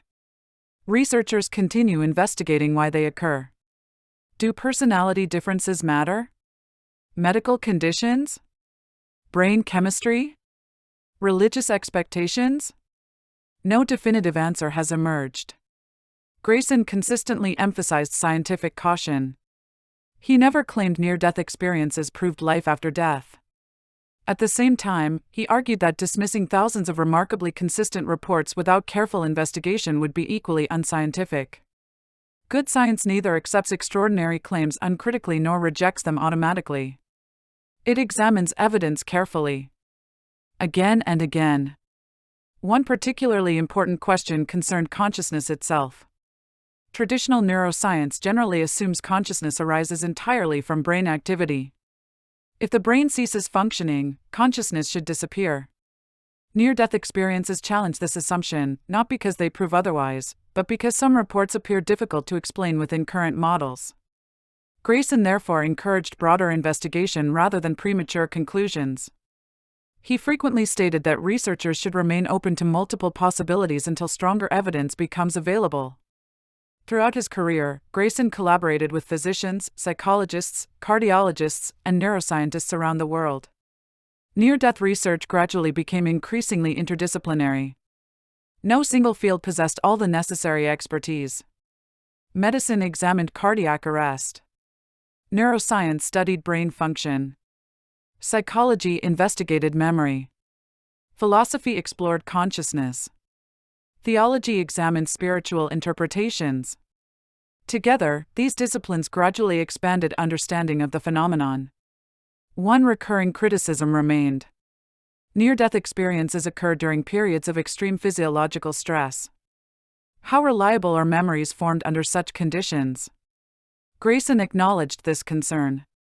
He compared NDE memories with memories of dreams, hallucinations, and ordinary events. Surprisingly, participants consistently rated their near-death memories as more vivid and more certain than ordinary autobiographical memories. Again, this finding does not prove the memories reflect external reality. It simply demonstrates that experiencers genuinely perceive them as exceptionally real. That distinction is crucial. Scientists study experiences whether or not they ultimately correspond perfectly to objective events. Pain cannot be directly measured. Yet medicine studies pain scientifically. Near-death experiences deserve similar careful investigation.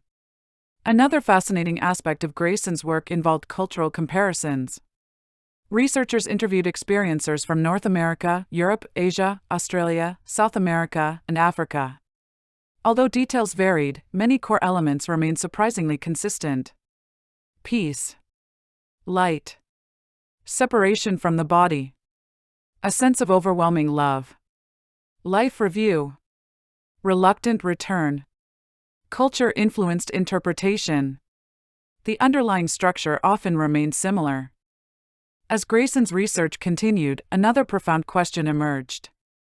Even if neuroscience eventually explains every aspect of near-death experiences, would that necessarily answer the deepest mystery? Explaining how an experience occurs is not always the same as explaining consciousness itself. After all, modern science still struggles to answer one of philosophy's oldest questions. Why does subjective experience exist at all? Why is there an inner awareness behind the activity of billions of neurons? This mystery, sometimes called the hard problem of consciousness, extends far beyond near-death research. Yet NDEs have become one of the most intriguing places where that mystery reveals itself. In the next chapter, we explore the biggest question of all. Can consciousness exist independently of the brain, or is consciousness entirely produced by brain activity? It is a debate that reaches beyond medicine into the very foundations of reality itself. Part 12. Can consciousness exist beyond the brain? Throughout this documentary, we have explored remarkable personal stories, ancient historical accounts, medical case studies, neurological theories, and decades of scientific research. Yet beneath every discussion lies one question that has challenged philosophers and scientists for centuries. What is consciousness? It sounds like a simple question. In reality, it is one of the greatest unsolved mysteries in science. We understand a great deal about the brain. We know which regions control movement, which areas process language, which networks help create memories. Modern brain imaging allows physicians to observe remarkable levels of neural activity. Yet one mystery remains. Why do electrical signals inside billions of neurons produce an inner experience at all? Why is there something it feels like to be conscious? This puzzle has become known in philosophy as the hard problem of consciousness. Near-death experiences sit directly at the center of this debate. Not because they answer the question, but because they force researchers to ask it more carefully. The traditional scientific view is straightforward. Consciousness is produced entirely by the brain. When brain function stops, consciousness ends. Within this framework, near-death experiences must arise from processes occurring within a dying, recovering, or partially functioning brain.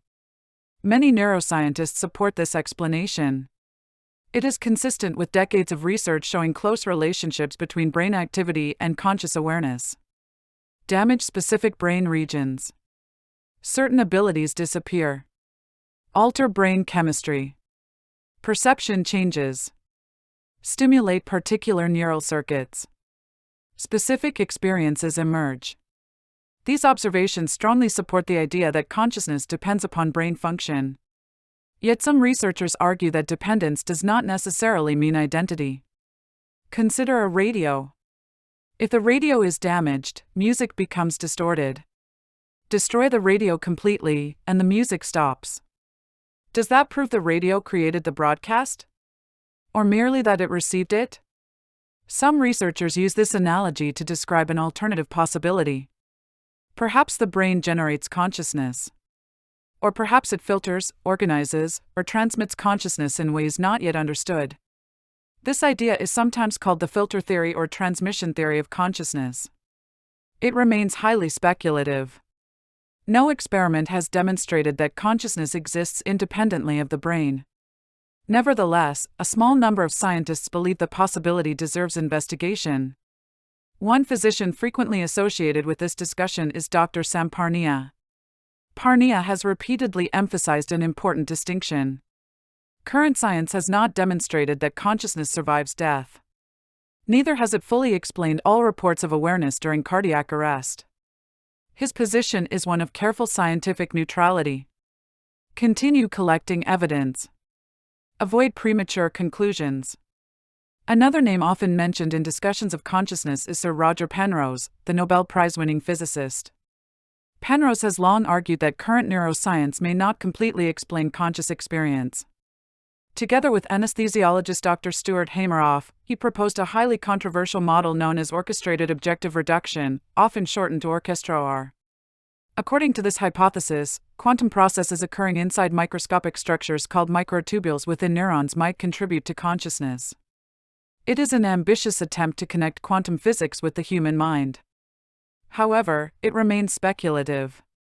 Many neuroscientists criticize the model, arguing that the warm, noisy environment of the brain is unlikely to support the necessary quantum effects. At present, OR has not been established as an accepted explanation of consciousness. It remains an active topic of debate. Another popular topic in public discussions is the idea of quantum consciousness. This phrase appears frequently in documentaries, books, and online videos. Unfortunately, it is often misunderstood. Quantum mechanics certainly governs the behavior of matter at microscopic scales. But no accepted scientific theory currently demonstrates that quantum mechanics allows consciousness to survive bodily death. Many popular claims go far beyond available evidence. Responsible researchers distinguish clearly between intriguing hypotheses and established science. Near-death research also intersects with another philosophical position known as dualism. Dualists argue that mind and body are fundamentally different. The brain and consciousness interact closely. But consciousness itself may not be reducible to physical processes alone. This idea dates back centuries and remains influential in philosophy. Most neuroscientists, however, favor some form of physicalism, the view that consciousness ultimately arises from physical brain activity. Again, no consensus exists. The debate continues. One reason it continues is that consciousness itself remains difficult to define. Can awareness ever be measured directly? Or only inferred through behavior and brain activity? Unlike heart rate or blood pressure, consciousness cannot simply be placed on a monitor. Researchers must rely upon indirect evidence. This makes the problem uniquely challenging. Near-death experiences therefore occupy a fascinating position. They neither prove nor disprove any theory of consciousness. Instead, they expose the limitations of our current understanding. Perhaps future neuroscience will eventually explain every reported feature. Perhaps entirely new theories of consciousness will emerge. At present, honest science acknowledges uncertainty. Several recent studies have added another interesting dimension. Researchers monitoring brain activity in dying patients have occasionally observed brief bursts of organized neural activity shortly after circulation stops. These findings suggest the brain may remain capable of more complex processing than previously believed during the earliest stages of death. Exactly what these bursts represent remains under investigation. Could they contribute to near-death experiences? Possibly. Do they explain every reported feature? Not yet.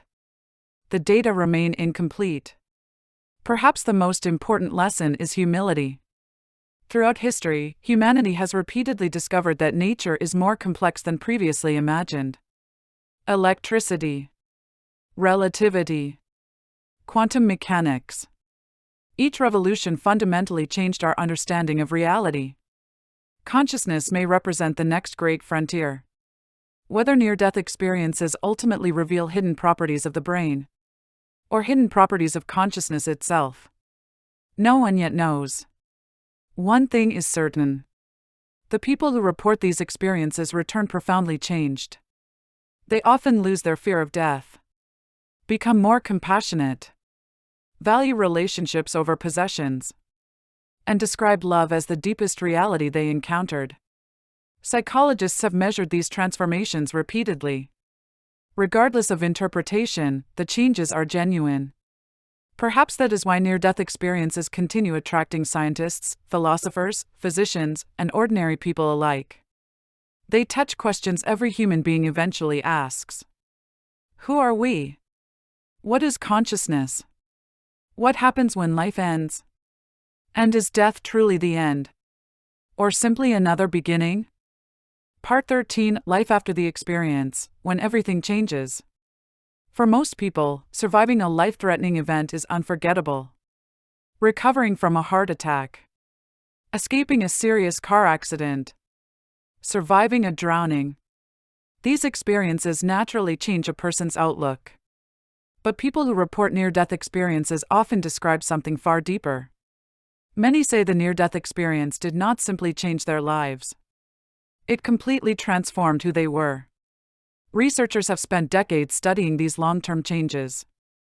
Again and again, the same patterns appear. Not in every case, but often enough to attract serious scientific attention. Perhaps the most commonly reported change is the disappearance of the fear of death. This is often misunderstood. Experiencers do not usually become reckless. They do not seek death. On the contrary, many become even more appreciative of life.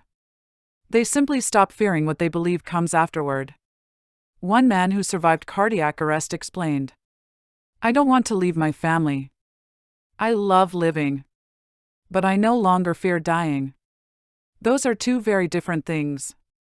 Psychologists have heard similar statements thousands of times. The experience seems to remove anxiety while increasing appreciation for life itself. Another major transformation involves priorities. Many experiencers describe returning to everyday life only to discover that things which once seemed extremely important suddenly feel insignificant. Money, status, competition, material possessions, career ambitions. These often lose much of their former importance. Instead, relationships become central. Time spent with family, acts of kindness, helping strangers, listening to others, simple moments. One woman who had built a successful corporate career later said, "I spent 20 years climbing the wrong ladder." Within a year of her near-death experience, she left her executive position and became a hospice volunteer. Stories like hers appear repeatedly throughout the scientific literature. Not everyone changes careers, but many change values. Researchers have documented increased compassion among many near-death survivors. People often become more patient, more forgiving, less judgmental. Many describe feeling connected to all living things. Some become active in humanitarian work. Others dedicate themselves to counseling, nursing, teaching, or charitable organizations.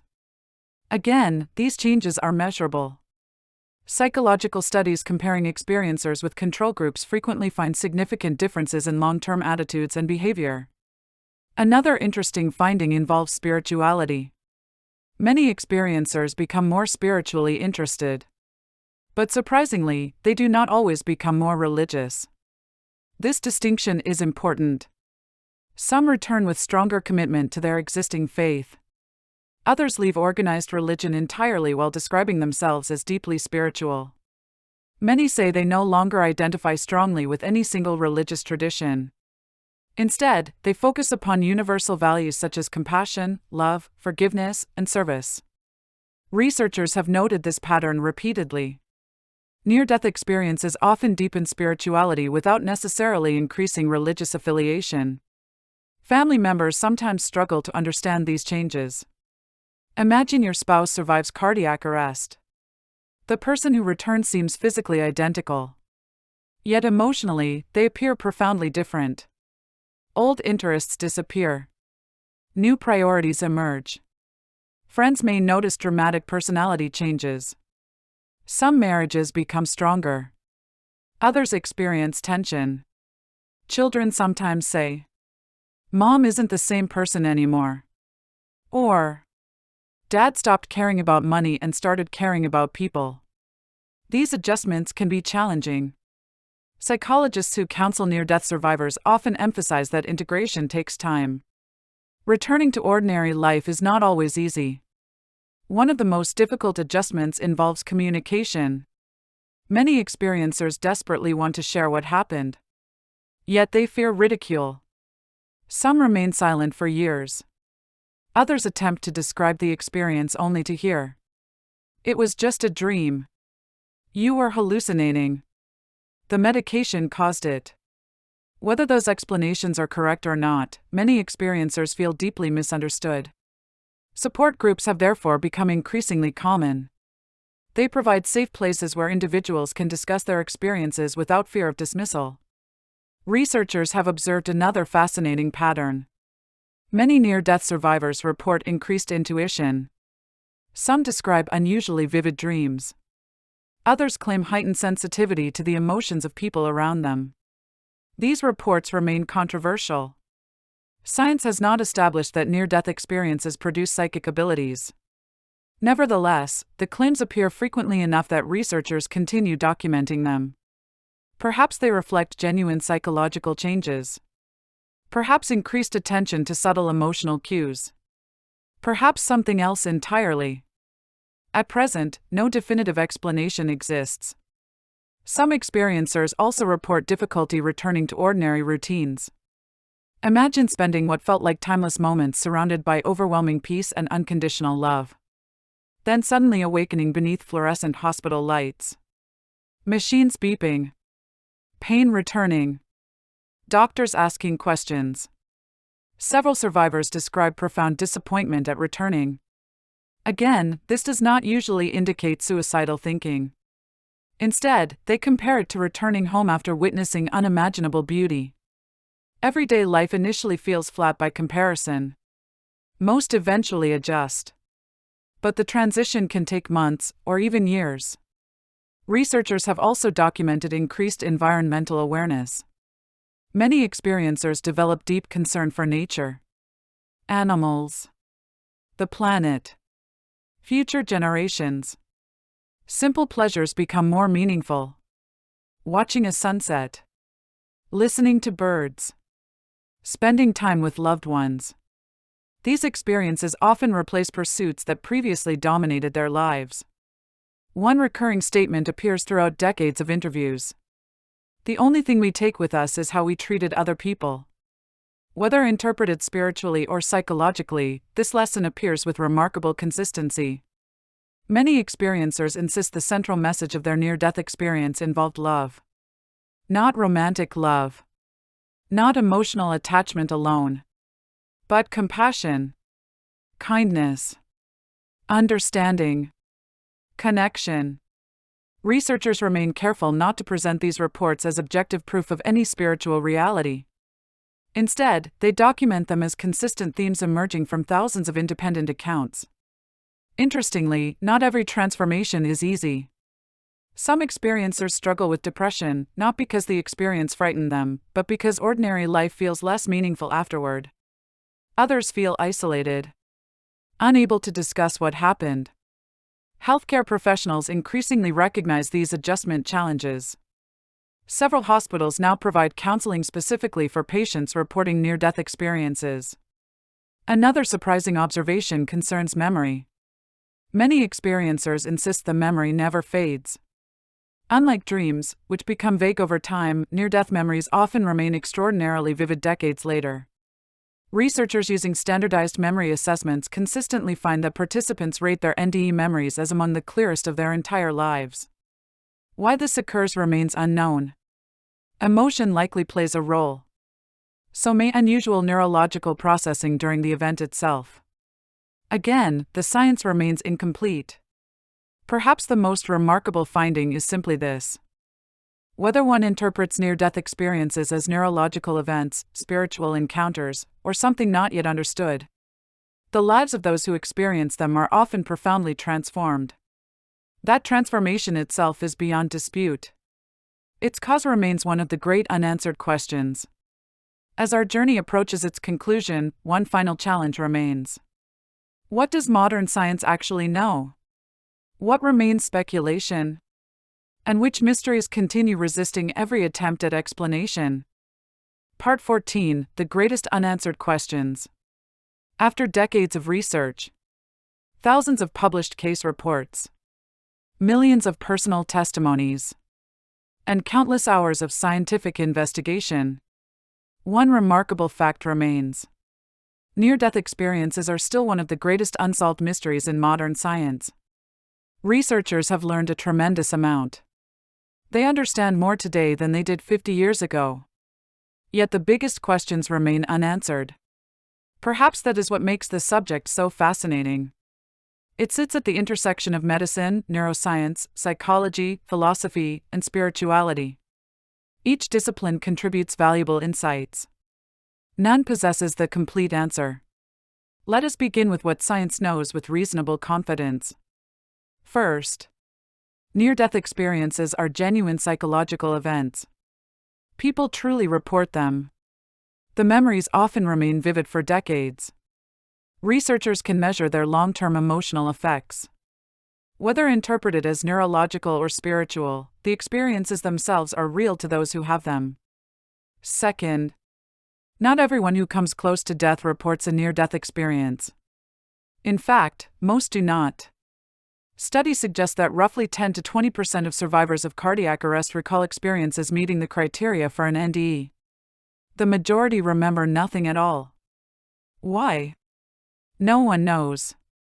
If oxygen deprivation alone caused near-death experiences, one might expect nearly everyone revived after cardiac arrest to report similar events. That is not what researchers observe. Individual differences clearly exist. Understanding those differences remains an active area of investigation. Third, many components of near-death experiences resemble known brain processes. Tunnel vision, feelings of peace, out-of-body sensations, altered perception of time. These can sometimes occur under conditions unrelated to dying. Certain neurological disorders, sleep disturbances, extreme stress, meditation, psychedelic substances. Each can produce experiences sharing some characteristics with NDEs. This suggests the brain possesses mechanisms capable of generating unusual states of consciousness. The challenge lies in determining whether near-death experiences represent an extreme version of those mechanisms, or something different. One of the biggest unanswered questions concerns timing. Exactly when do near-death experiences occur? Do they unfold while the brain remains partially active during cardiac arrest? During the earliest stages of recovery? Or during periods when measurable brain activity appears absent? Current medical technology cannot yet answer this question with certainty. Brain monitoring during emergency resuscitation remains technically difficult. Researchers continue developing more sophisticated methods. Another enduring mystery involves memory. Why are near-death memories so unusually vivid? Most memories fade gradually over time. Dreams often disappear within minutes. Near-death memories frequently remain crystal clear for 40 or 50 years. Psychologists have confirmed this repeatedly. Yet they do not fully understand why. Emotion certainly strengthens memory. But emotion alone may not explain the extraordinary durability reported by many experiencers. Then there is the question of culture. Researchers have now collected reports from nearly every inhabited continent. Many core features remain surprisingly similar. Peace, light, separation from the body, life review, reluctant return. Yet cultural differences also appear. Religious imagery often reflects personal beliefs. A Christian may identify Jesus. A Hindu may encounter figures familiar within Hindu tradition. Someone with no religious background may simply describe luminous beings. Does culture shape the experience itself? Or merely the language used to describe it afterward? The answer remains uncertain. Perhaps the most controversial question concerns veridical perception. Can people accurately perceive events while clinically unconscious? Some cases appear difficult to explain. Others later prove mistaken. Still others cannot be verified. The evidence remains intriguing but inconclusive. Researchers continue designing better studies. Future technology may eventually provide clearer answers. Another fascinating mystery concerns children. Young children sometimes report near-death experiences remarkably similar to those of adults. Many possess little knowledge of religion or the afterlife. Why do their accounts often resemble those of people many decades older? Scientists continue exploring developmental, neurological, and psychological explanations. No single theory fully accounts for the observations. Consciousness itself remains perhaps the greatest mystery of all. Despite extraordinary advances in neuroscience, no accepted theory completely explains subjective awareness. Why should electrical activity inside billions of neurons produce the experience of being conscious? This question extends far beyond near-death research. It touches every field concerned with the human mind. Some philosophers believe solving consciousness will eventually explain NDEs. Others suspect near-death experiences may themselves help illuminate consciousness. Only future research will tell. Technology continues advancing rapidly. Modern hospitals increasingly monitor brain activity during cardiac arrest. Artificial intelligence assists researchers in analyzing massive datasets. International collaborations allow physicians to compare reports collected across cultures. Each new study adds another small piece to the puzzle. Perhaps future discoveries in neuroscience will eventually explain every aspect of near-death experiences. Perhaps new theories of consciousness will emerge. Perhaps entirely unexpected findings await. Science remains open because honest science follows evidence, not expectations. It is also important to distinguish between unanswered questions and unsupported conclusions.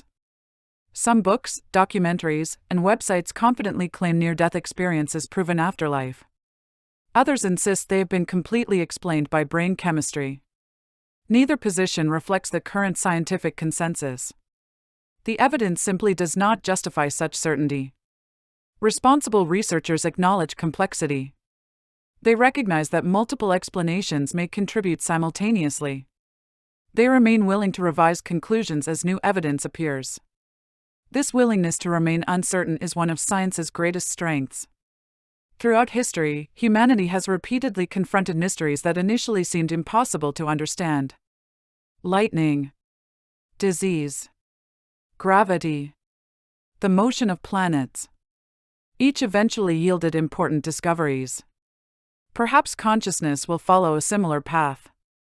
Or perhaps it will reveal an entirely new frontier beyond anything currently imagined. For now, near-death experiences continue inviting humility. They remind us that despite extraordinary scientific achievements, profound mysteries remain. Questions that challenge our assumptions. Questions that inspire new research. Questions that unite physicians, neuroscientists, philosophers, psychologists, and theologians in a common search for understanding. As we reach the final chapter of this documentary, one theme stands above all others. Near-death experiences are ultimately not just about death. They are about life. About what people value. About compassion. About relationships. About the remarkable mystery of human consciousness. And about the enduring curiosity that drives us to ask the oldest question of all. What happens when our journey through this world comes to an end? Part 15, The Mystery Continues. A journey that has changed millions of lives. From the beginning of human history, people have looked toward the stars, gathered around campfires, stood beside the beds of dying loved ones, and asked the same question: what happens when we die? It is perhaps the oldest question our species has ever asked. For thousands of years, the answers came primarily from religion, philosophy, and personal belief. Today, science has joined the conversation. Not because it has solved the mystery, but because modern medicine has given us something previous generations rarely possessed. People who came extraordinarily close to death and returned to tell their stories. Throughout this documentary, we have followed that remarkable journey. We explored ancient civilizations whose writings described experiences surprisingly similar to those reported today. We met Dr. Raymond Moody, whose pioneering work brought near-death experiences into modern medical discussion. We examined the careful research of Dr. Bruce Grayson, Dr. Kenneth Ring, Dr. Melvin Morse, Dr. Sam Parnia, and many others who devoted their careers to studying one of medicine's most intriguing mysteries. We explored common features reported across cultures. The feeling of leaving the body. The tunnel. The brilliant light. Encounters with loved ones. Life reviews. The mysterious boundary. And the reluctant return to earthly life. We also examined the scientific explanations. Oxygen deprivation. Brain chemistry. Temporal lobe activity. REM intrusion. Residual brain function. Memory formation. Each provides valuable insight. Each explains part of the puzzle. None, at present, explains every reported feature. That is the honest scientific position. The evidence remains incomplete. Science continues investigating. Perhaps the most important discovery has little to do with death itself. It concerns life. Again and again, researchers found that many near-death survivors returned profoundly transformed. Fear of death often diminished. Compassion increased. Material possessions became less important. Relationships took on new meaning. Acts of kindness seemed to matter more than personal success. Regardless of how one interprets the experience, these life changes have been documented repeatedly in scientific studies. Perhaps that is the most measurable consequence of all. Near-death experiences frequently inspire people to live differently. That observation requires no assumption about what causes the experience. It simply reflects what researchers have consistently found. One striking pattern appears throughout decades of interviews. Very few experiencers return saying, "I wish I had spent more time working," or "I wish I had earned more money." Instead, many say, "I wish I had loved more. I wish I had forgiven sooner. I wish I had appreciated the people around me." These reflections echo across cultures, religions, and generations. Whether interpreted psychologically or spiritually, they reveal something deeply human. They remind us that our lives are measured not only by achievements, but by the relationships we build and the kindness we share. Modern science approaches these reports with appropriate caution. Researchers distinguish clearly between evidence and interpretation. No experiment has proven that consciousness survives biological death. Likewise, no experiment has demonstrated that every aspect of near-death experiences can be fully explained by current neuroscience. The mystery remains open. This uncertainty should not be viewed as weakness. It is the very foundation of scientific progress. Every major discovery begins with unanswered questions. Curiosity drives investigation. Investigation leads to knowledge. Knowledge opens entirely new questions. That process never truly ends. Near-death experiences have also reminded scientists of something equally important. The human mind remains one of the least understood frontiers in all of science. We have mapped distant galaxies, decoded the human genome, developed artificial intelligence. Yet consciousness itself continues to resist complete explanation. How subjective awareness emerges from physical matter remains one of the greatest unsolved problems in neuroscience and philosophy. Near-death research has become one window into that larger mystery. Whether future discoveries ultimately support current neurological theories or reveal entirely new principles of consciousness, only time will tell. Perhaps one day brain imaging will become so sophisticated that every feature of an NDE can be explained in detail. Perhaps future physics will reshape our understanding of consciousness itself. Or perhaps the answer will combine elements of both. At present, responsible researchers remain open to wherever the evidence leads. That willingness to remain uncertain is not a flaw. It is the hallmark of genuine scientific inquiry. Throughout history, humanity has often mistaken mystery for impossibility. Many ideas once dismissed later became accepted science. Others faded as evidence accumulated against them. Near-death experiences now occupy that same frontier. Not established proof. Not dismissed fantasy. A phenomenon deserving careful, thoughtful investigation. For those who have experienced an NDE, the debate often feels secondary. Most insist that what happened changed them forever. Whether anyone else believes them is almost beside the point. Their fear of death diminished. Their appreciation of life increased. Their values shifted toward compassion, forgiveness, and love. Those changes remain visible long after hospital monitors fall silent. Perhaps that is where this story ultimately leads. Not to certainty, but to humility. To the recognition that despite extraordinary scientific achievements, profound mysteries still surround us. Mysteries that invite curiosity rather than fear. Questions rather than assumptions. And conversations rather than conclusions. Near-death experiences continue to challenge medicine, neuroscience, psychology, philosophy, and spirituality. They remind us that some of the most important questions remain unanswered. Not because they cannot be explored, but because they require patience, evidence, and open minds. Whether these experiences represent the remarkable capabilities of the human brain, or something beyond our current understanding, the search itself has already deepened our knowledge of consciousness, compassion, and what it means to be human. And perhaps that is the greatest lesson of all. Life is precious. Time is limited. Love matters. Kindness leaves lasting ripples. And every day offers another opportunity to make a difference in someone else's life. The mystery of near-death experiences continues. The research continues. The questions continue. And somewhere, in hospitals around the world, another patient is awakening. Preparing to tell a story that may once again challenge everything we think we know about life, death, and the extraordinary mystery of consciousness. Epilogue. Near-death experiences remain one of the most compelling and carefully studied mysteries of modern medicine. While no single explanation has resolved every question, decades of research have shown that these experiences are genuine, often life-changing events reported across cultures, ages, and belief systems. Their ultimate meaning remains uncertain.